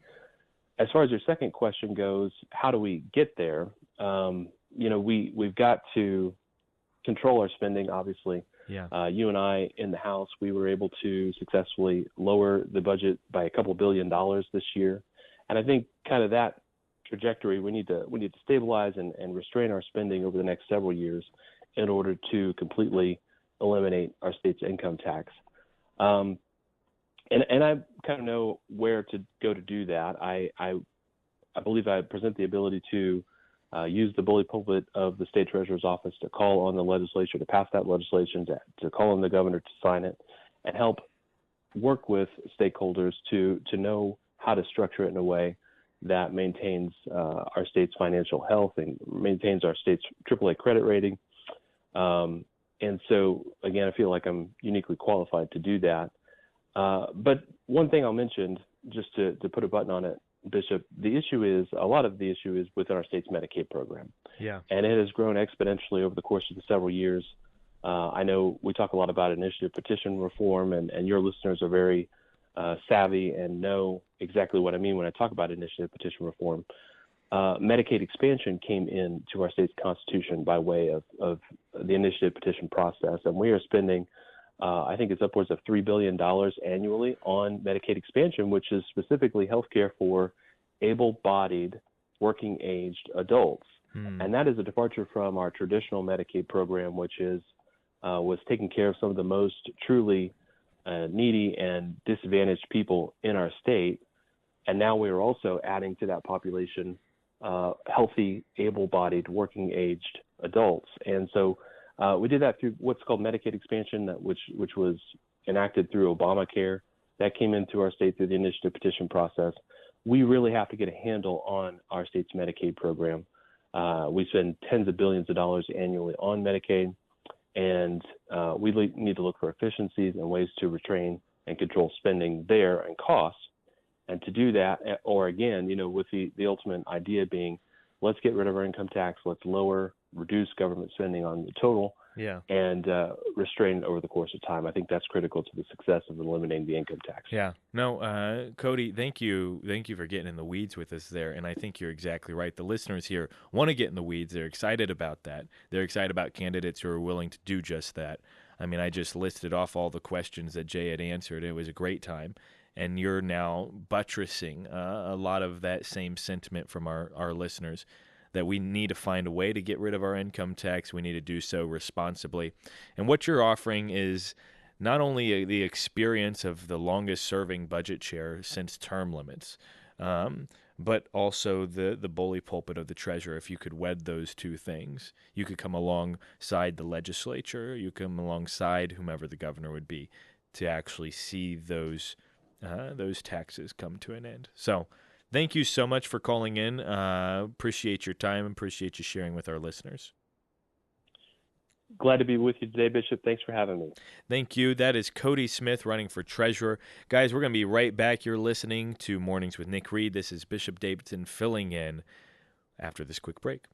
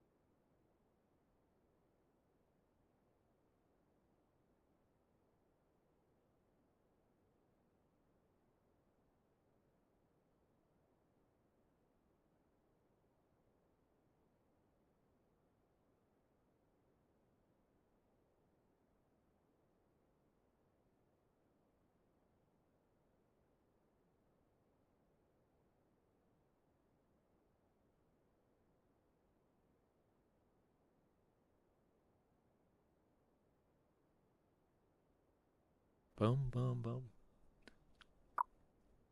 I'm not a very good dancer, but this gets you moving. Guys, this is Bishop Davidson filling in for Mornings with Nick Reed now. And we got a couple questions. They were just under the wire. We had Cody Smith running for state treasurer in our last segment. And you guys asked all sorts of questions of Jay Ashcroft in the segment before that. And there's some questions that you texted to us.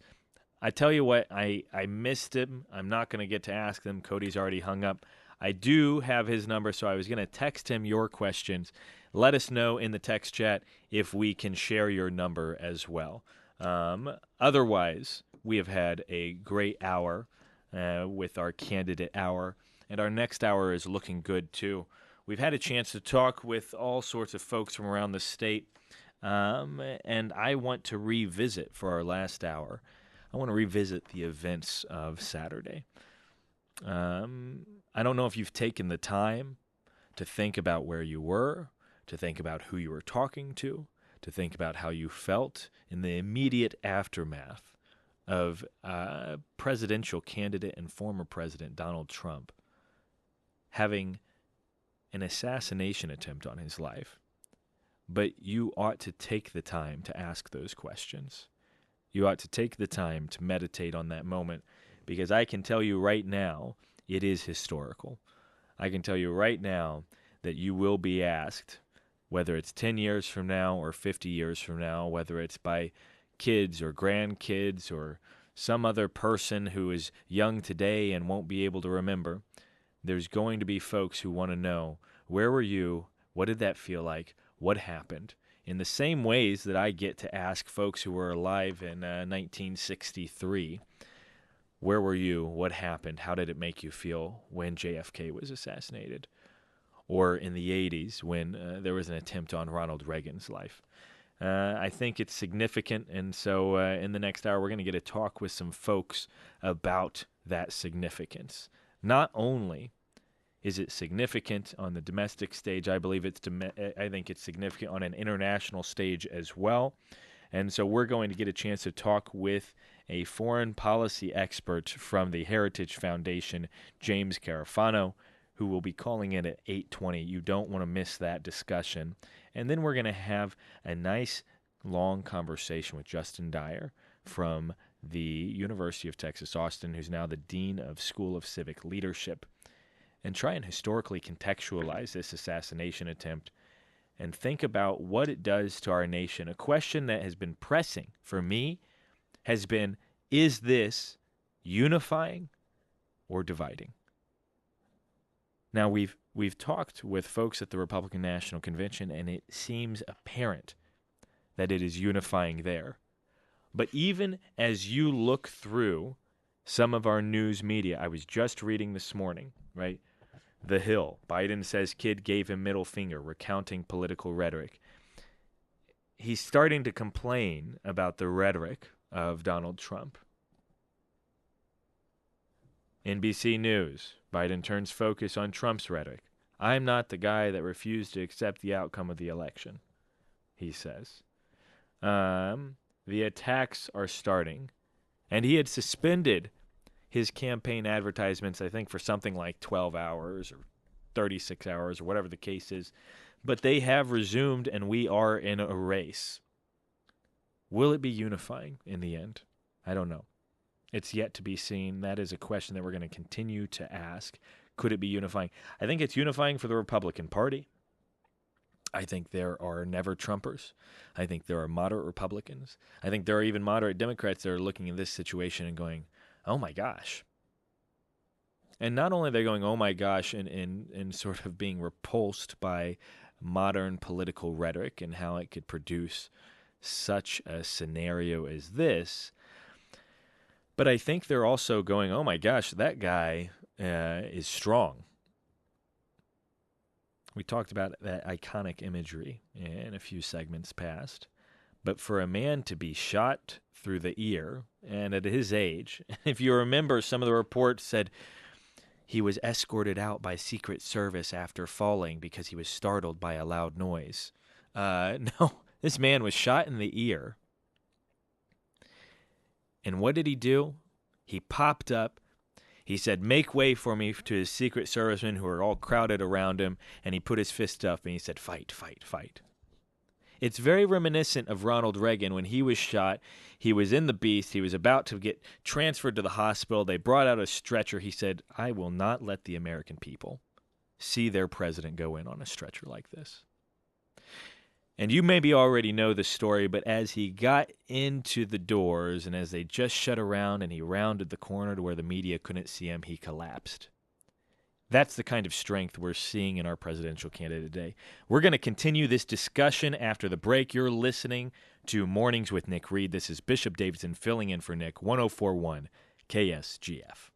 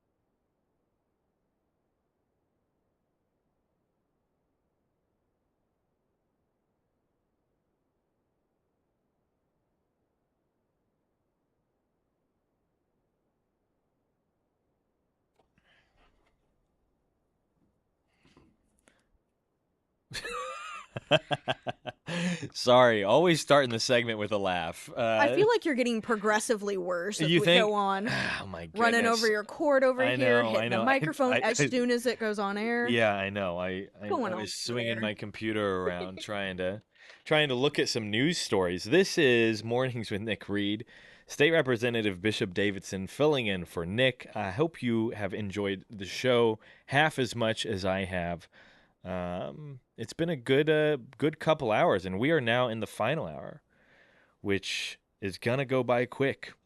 We've talked about who's in our final hour, but in case you're just tuning in, we're going to talk with James Garofano from the Heritage Foundation and Justin Dyer from the University of Texas, Austin, Professor Justin Dyer, who's the Dean of the School of Civic Leadership there. And the topic of discussion is the aftermath of the attempted assassination. Both the aftermath internationally, that's James Garofano, and the aftermath culturally, historically, so on and so forth. That's going to be our conversation with Justin. So do stay tuned. If you're listening with us now, you're going to want to listen for the next 52 minutes. No, it's been a good show. We've talked RNC. We've talked J.D. Vance. We've talked Trump. We've talked to several statewide candidates, from AG to treasurer to governor. And you guys, I don't get a host here very often, but you guys peppered them with questions, which I think is awesome.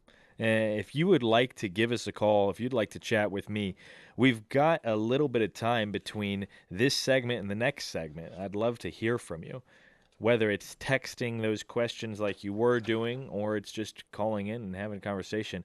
That's the Pyramid Roofing Company talk and text line at 417-447-5743.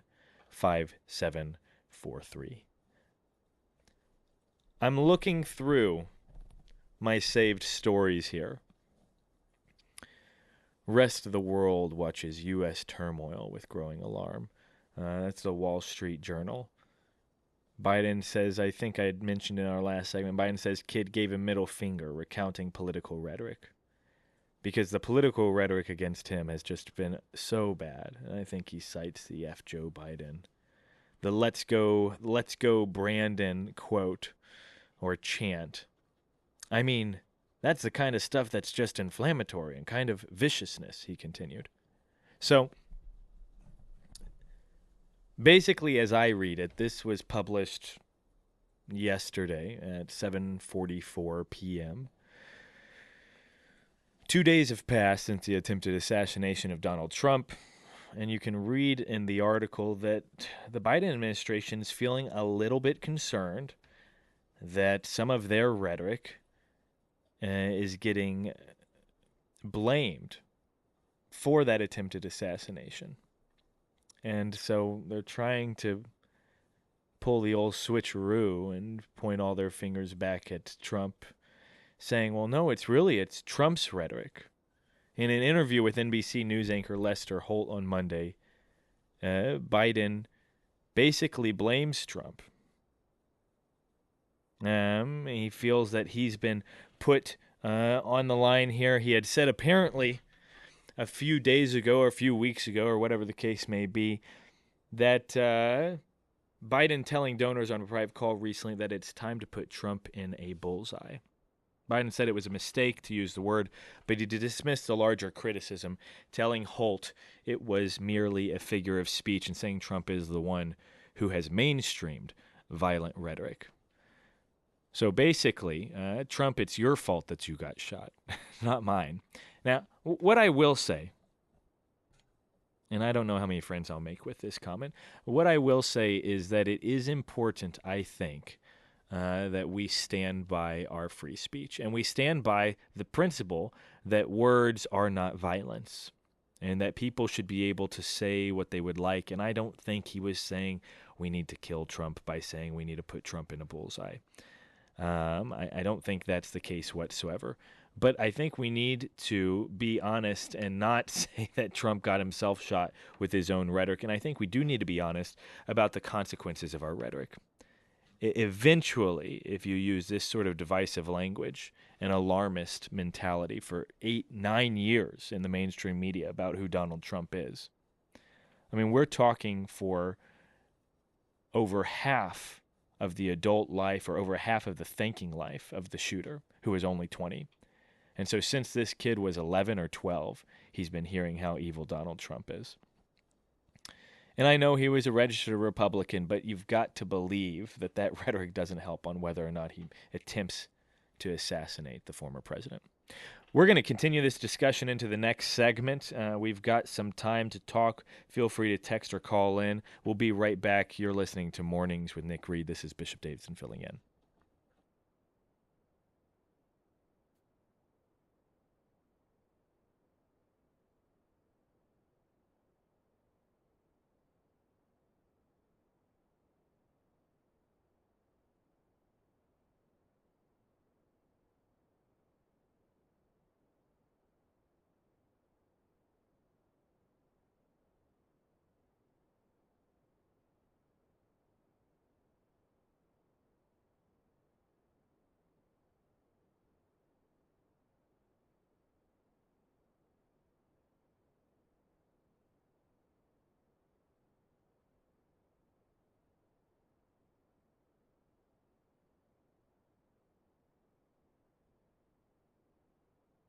And that first alert forecast from Color 10 Fox 49 meteorologist Tom Schmidt.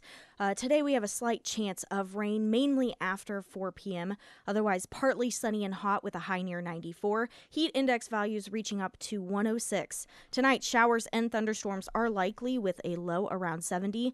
On Wednesday, we have a 70% chance of showers and thunderstorms with a high near 82.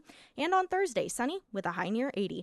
And real quick, I want to tell you about my friends over at the Pyramid Roofing Company. With rain in the forecast, there's probably at least one of you out there that is going to experience some type of roof damage, whether you are noticing yellowing on your ceiling, maybe drips, or just full-blown leaks. If that is the case, I definitely want to recommend that you give Josh over at the Pyramid Roofing Company a call today. They'll come out, they'll do a free roof inspection for you, and they are going to be upfront and honest. They're not going to try to oversell you. If you need just a simple roof repair, they're going to let you know. But if it is time to have a whole new roof done, the Pyramid team, they're going to work through that insurance process with you, and they're not going to make you sign anything during that time because they do genuinely want to help you. So whether you need a whole new roof or just a simple roof repair, or maybe it's just time for that free roof inspection, go ahead and give the Pyramid team a call today. Now you can find all of that contact information for the Pyramid Roofing Company under the Sarah's Endorsements tab at ksgf.com. Springfield's Talk 1041.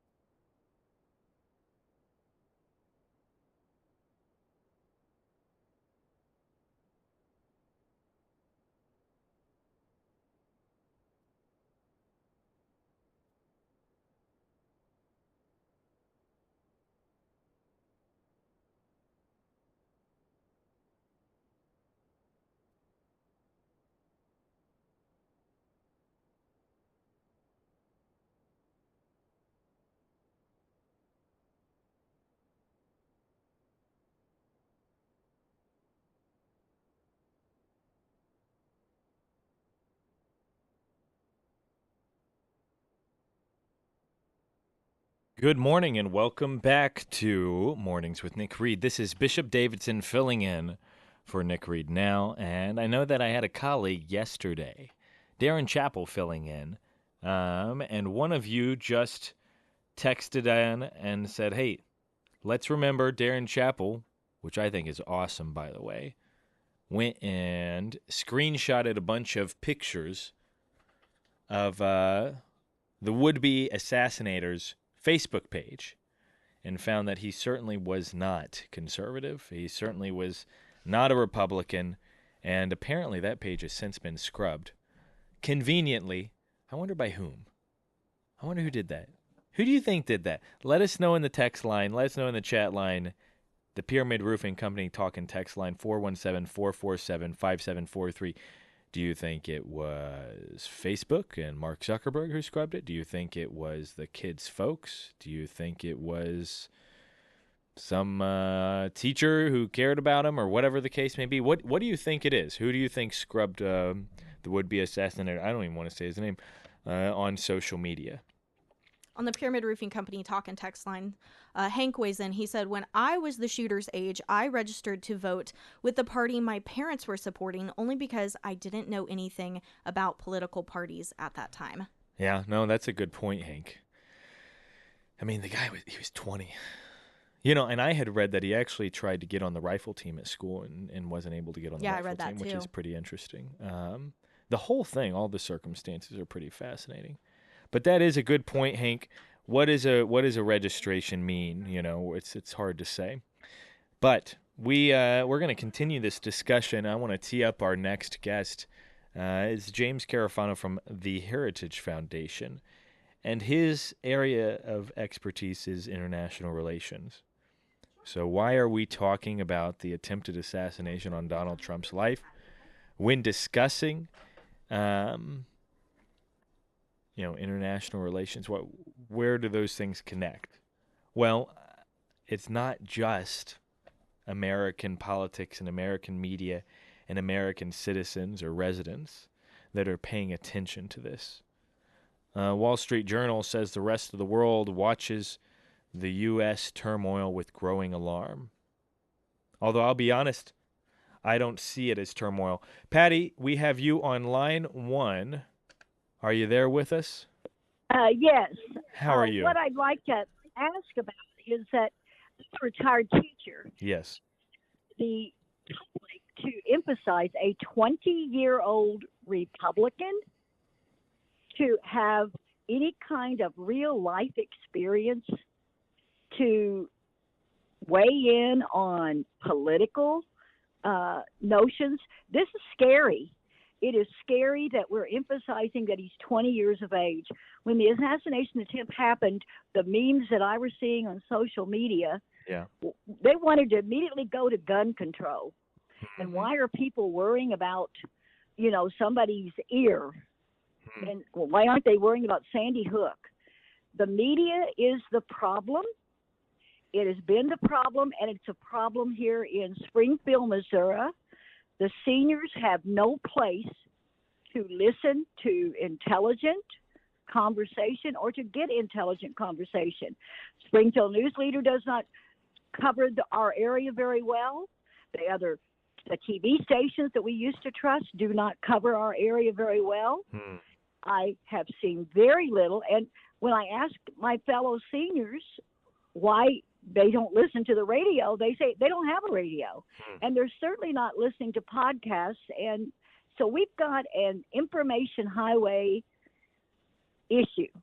Yeah. And right now, Greene County Republicans need to take back this area, and they need to eliminate all of the rhinos that have absolutely just been able to put an R by their name and get elected and not represent Christian County, not represent the area right around us, the rural area of Greene County. I'm disappointed in the lack of response in a university community to having decent debate and discussion about the issues, not just of President Trump, world issues, and Missouri legislative issues. Yeah. I am concerned. No, I'm with you, and I think I had seen that the news leader had some sort of title that was like, "Oh, Trump falls," or pops were sounded off, or there were loud noises that startled the president, something along those lines, the same line of thinking. And Sarah, I think maybe picked it I up. got it for you. Yeah, Trump removed from stage by Secret Service after loud noises startles the former president and crowd. Yeah. So, Patty, you're spot on. I think there is a problem.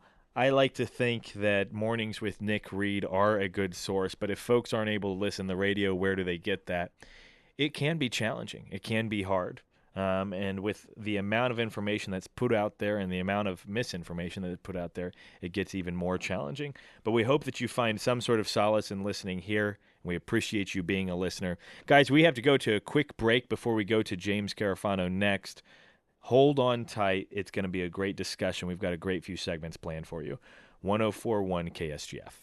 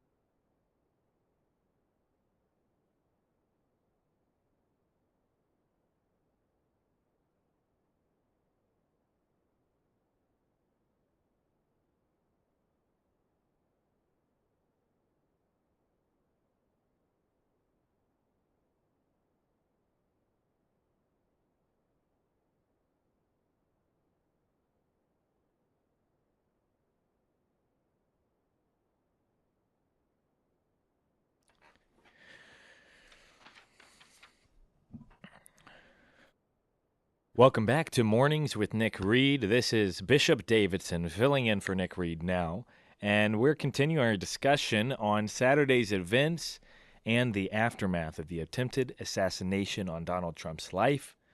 On the line now, we've got James J. Carafano, who is a senior counselor to the president and E.W. Richardson Fellow at the Heritage Foundation, a leading expert in national security and foreign policy. Jim, thank you so much for giving us a call and talking with our listeners here in Southwest Missouri. Yeah, it's great to be with you. I've chatted a little bit in previous segments, and I'm really interested in getting your insights. A lot of us have been paying attention to the aftermath of the attempted assassination. and we can see all of the waves throughout domestic news, throughout domestic culture. I wanted to know, could you give us a lens to look through? What does this do on the international stage? What's the buzz? What's the talk? Where do you think we stand as a nation? And what are countries thinking, both friends and foes, if Donald Trump becomes president? That's a great question. Well, yeah. Very differently. The world kind of baked this in. They know Biden. They know that he basically runs the Obama-Biden playbook. It's the same foreign policy they did for 8 years and then for 4 years under Biden. So they know exactly what to expect. They have intel services. They're not stupid. They know the president is cognitively impaired. They've already baked that in. And unlike 2016 when Trump ran for president the first time, I think they have and look, I go all over the world and I talk to lots of people. So when I say this is based on literally talking to everybody. I think they know what to expect from Donald Trump. Some are apprehensive on some issues, but generally they actually believe that Trump foreign policy will actually be probably pretty good. I would definitely say half of Europe would much rather see Trump in the office than President Biden. So I don't think it's nearly as disruptive as you might imagine because it was failed. Now, if Trump had been assassinated, we could be in a very different place today, but that's not the reality we have. Yeah. No, and I think that is a good point. And I think that really surmises, you talk about Europe or half of Europe. We largely have allies in Europe, I would say, allies to neutral.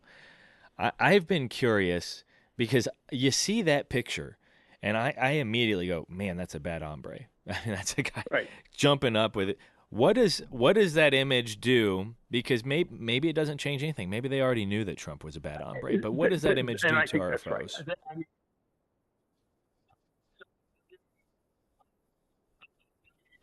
Two vignettes. Okay, one was Russian mercenaries attacked some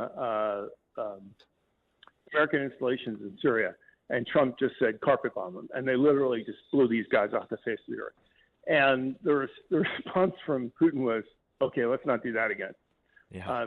So another one was, after Trump killed Soleimani, the Iranians were completely cowed. And at one point, they shot down a drone. And then they basically went to the U.S. and said, look, we're going to shoot a bunch of missiles. They're going to land in the desert. We know it's not going to kill anybody. We just have to do this for domestic reasons. Please don't retaliate and kill us. And Trump didn't. So they get, and here's the thing. People say that Trump is unpredictable. That is completely not true. Trump is completely predictable because he puts America's interests first. And if you look at all of Trump's actions as president of the United States that he took in the first term, and you look at the policies that he's been advocating and likely to adopt, they're all about safeguarding America's interests. So when people say Trump is unpredictable, that is wrong. And our enemies know that that's wrong. They know that the only thing they can count on Trump to do is not sell out America. Yeah. Well, and so what is, obviously this just buttresses, right? The attempted assassination shows a tough guy who is personally tough, right? Not just politically tough, not just tough on the world stage, but is going to take a bullet through the ear and jump back up screaming, fight, fight, fight. So what does that do, and what does that look like, do you think, on day one of Trump's presidency? What are the responses? I'm thinking specifically back to when Reagan took over after Carter. I've got a poster right here behind me with Reagan's face saying he'll beat Carter. And then the hostages are released, right? I mean, right after he's elected. So what are the changes we see? I think this is eminently again predictable, and the assassination attempt doesn't really change the president's logic. I mean, the things we absolutely know we can count on. Number one is an instant change in energy policy. We're going to go from demonizing oil and gas to being the world's preeminent oil and gas exporter by far. Yeah. We're going to throw green transition kind of out the door. And the notion is the way we're going to take care of the environment and our people and our economy is we're going to deliver reliable, affordable, dependable energy to the U.S. and its allies. Yeah. the border. He's going to secure the border, and all of the tough guys south of the border who've been screwing with us, he's going to put the hammer to all those guys. Middle East policy is going to flip on a dime. We're going to go from, putting our thumb on the Israelis and, shuttling cash to Iran to doing exactly the opposite. These are day one things that I think we can absolutely 1,000% count on. Yeah. Yeah. No. Well, James, I really appreciate you pitching in here. I always enjoy having you on the radio. I always enjoy your perspective. I think it's valuable, and I think the listeners here appreciate it too. Well, we love. So it's always an honor to be with them. Those are some of the best of us. Yeah, no, absolutely. I couldn't agree more. I'm a little biased, but I have to say I agree with you. So, James J. Carafano from the Heritage Foundation giving us some great insights on the international implications. Thank you again. And the big takeaway there for me is, hey, listen, it only codifies what everyone already knew. Trump is a tough guy, and he means business. And when he comes into office, there's going to be immediate changes and immediate responses to that toughness. Guys, you're listening to Mornings with Nick Reed. It's 104.1 KSGF. We're going to continue our analysis of the aftermath of this assassination attempt right after this quick break.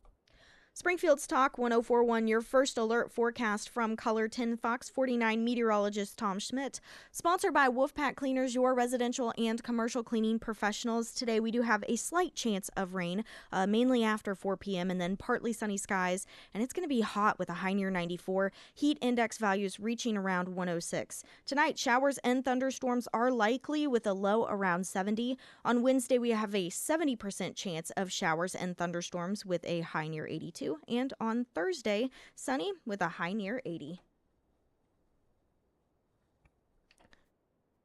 Welcome back. This is Mornings with Nick Reed. Bishop Davidson filling in for Nick now.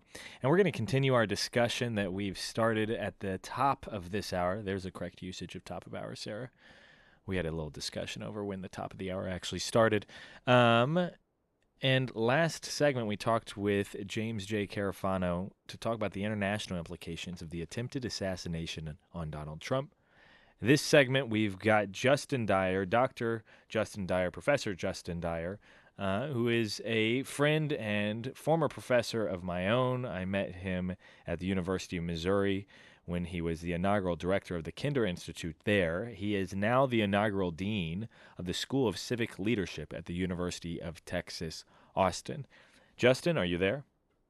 Dr. Dyer? I am here. It's always a I still don't actually know how to regard you. I know No, you've said I mean, call 8 years you after Justin. graduation, I think you're allowed to call me Justin. I'm allowed to call you Justin? Okay, well, there you go.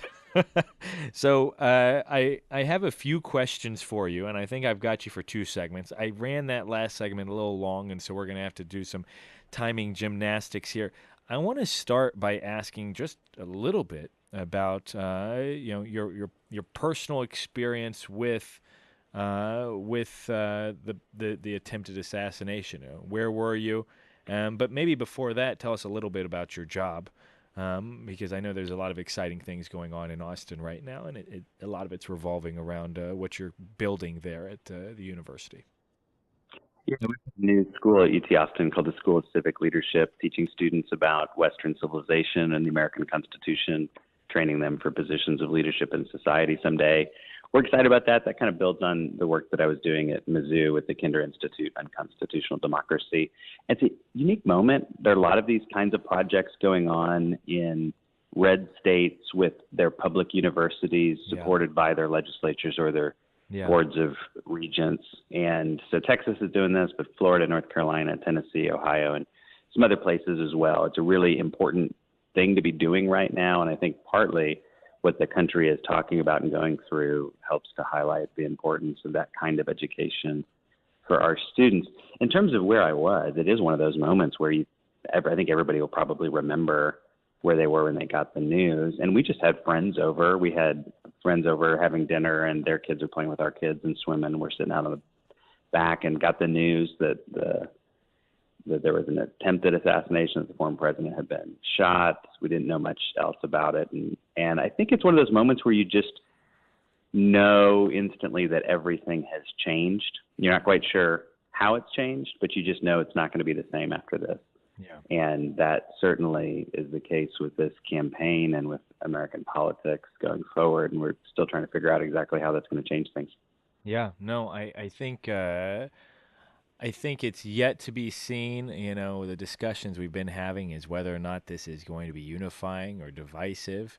And I think you could actually layer that question on top of all sorts of different contexts, right? You could say, is it unifying or divisive for the Republican Party? Is it unifying or divisive for the nation? And then you could actually put timelines on it. Is it unifying or divisive in the short term? What about the medium term? What about the long term? And I think you'd probably get different answers to each of those things. Those are the questions that I'm going to want to jump into with you. I wanted to use this segment more just as an introduction and a start to the conversation, but we get you for one more segment, and so our listeners get you for one more segment. We will be right back, though. You're listening to Mornings with Nick Reed. This is Bishop Davidson filling in. In our last segment, last couple segments here, we're talking about the aftermath of the assassination of Donald Trump. Hold on, we've got Dr. Justin Dyer on the line. You're listening to 104.1 KSGF.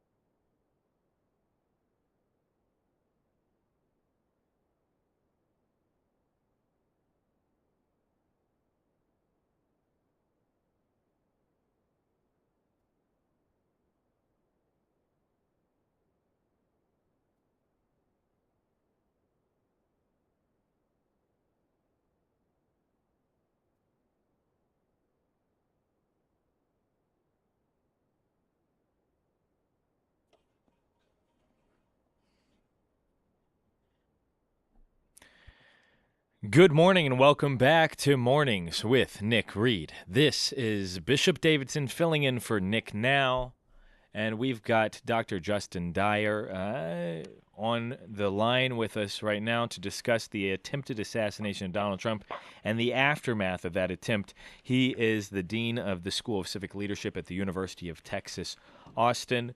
Justin, we had talked in the last segment about where you were, what was happening, the fact that this is going to change things, and we've yet to know how it changes things. And we talked about a big question that I keep asking, is it unifying or is it divisive?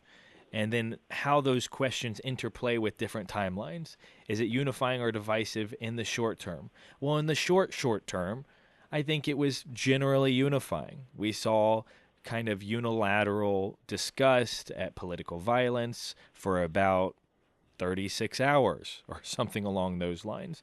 But you then see that juxtaposed to an article that I just read, an interview with Biden and Lester Holt, where he says, no, it's not my rhetoric that's created political violence. It's Trump's rhetoric that creates political violence. And so, I mean, within something like 36 hours, he goes, it's your fault that you got shot. And so I'm not sure if that still counts as short term or not, but it seems that we're maybe falling back into the same old routine. What do you think? Historically, are these usually unifying or divisive moments? And then is there any hope in seeing it, in my opinion, ultimately becoming unifying? Because I think that's what I would like to see for our nation.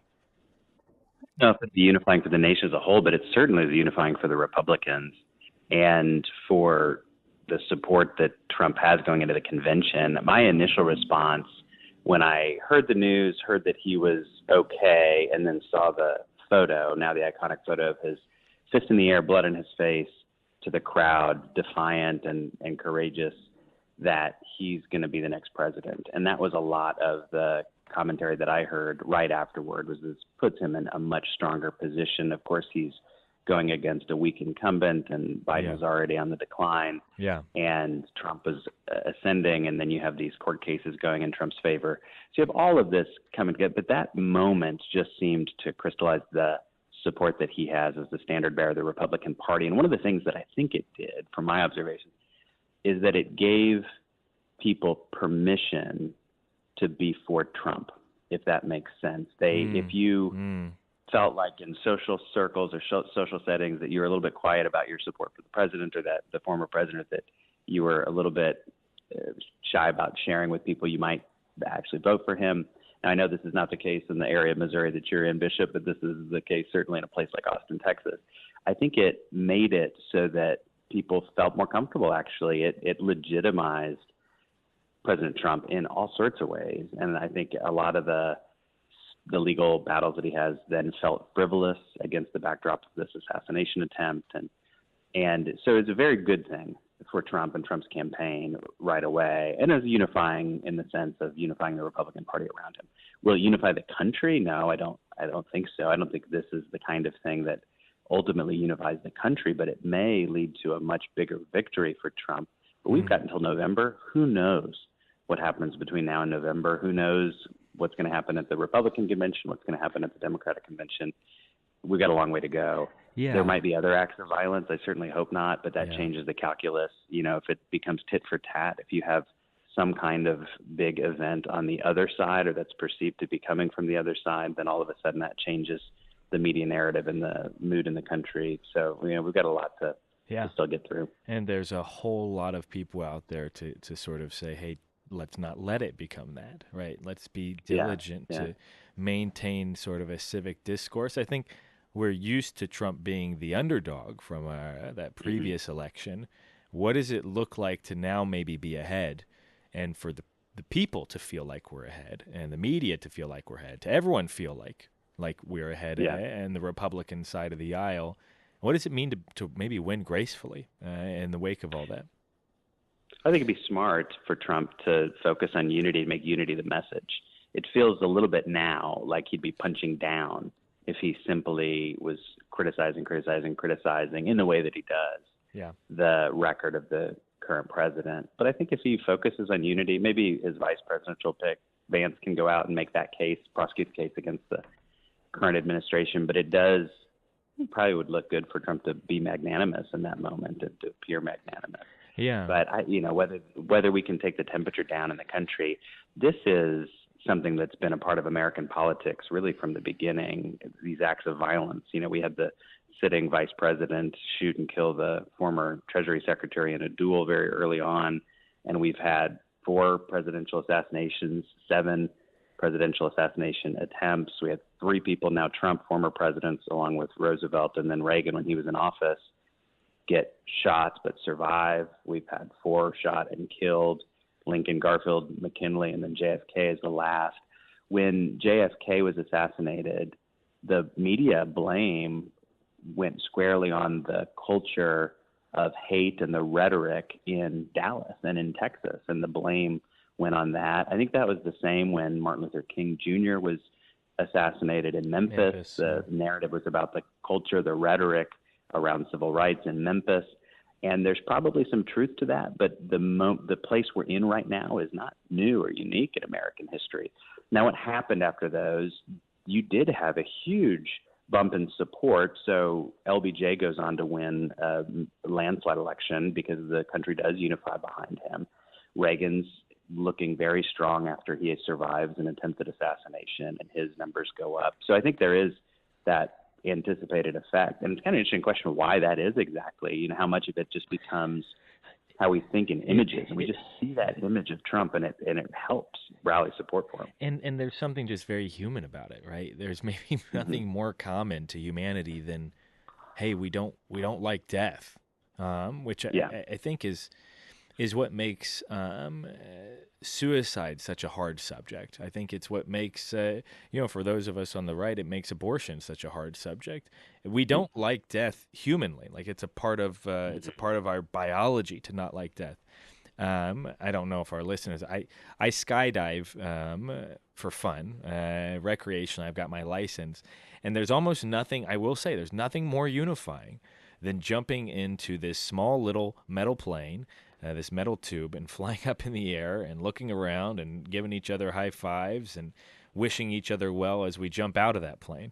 And it doesn't matter where your background is or what your political inclination is. There's this very unifying idea, which is I hope you get down there safely, and I will see you down there safely myself, because right now it's us, and we're having a blast, but it's us versus death in a way.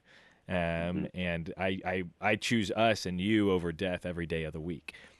I think there's just something very sympathetic about someone who faces that, and especially faces it with bravery. And the images are spot on.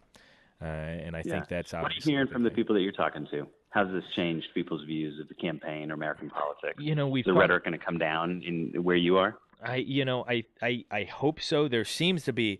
What I'm noticing is it's way more positive. I mean, we talked with some folks up at the RNC right now, some delegates we have here on the show earlier. But there's just a lot of, by and large, there are 2 camps. There's a camp that's really positive and just like, yeah, like that's awesome, that's legendary. Notwithstanding the tragedy of Corey, the firefighter who passed away saving his wife and daughter.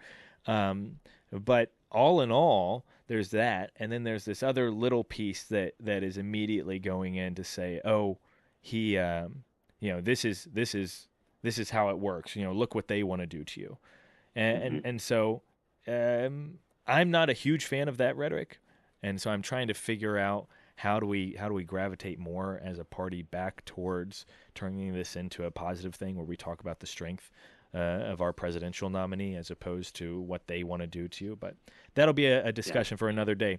Justin, I do have to let you go. We have to go to a break here. We have just one more segment. That was Dr. Justin Dyer. Thank you so much for being on with us. You're listening to Mornings with Nick Reed. This is Bishop Davidson filling in. We'll be right back for our wrap-up.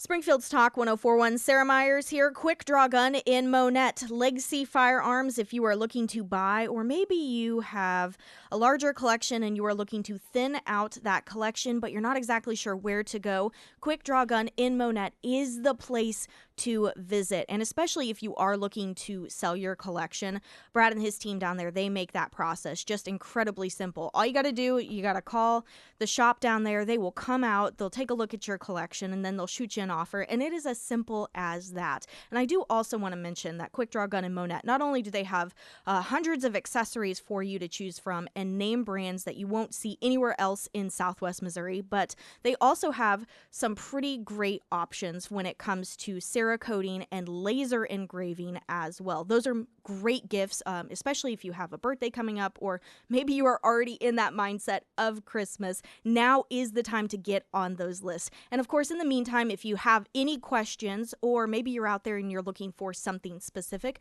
go ahead and give Brad and his team a call today. You can find all of that contact information for Quick Draw Gun in Monette under the Sarah's Endorsements tab at ksgf.com. I'll let you have your show back now.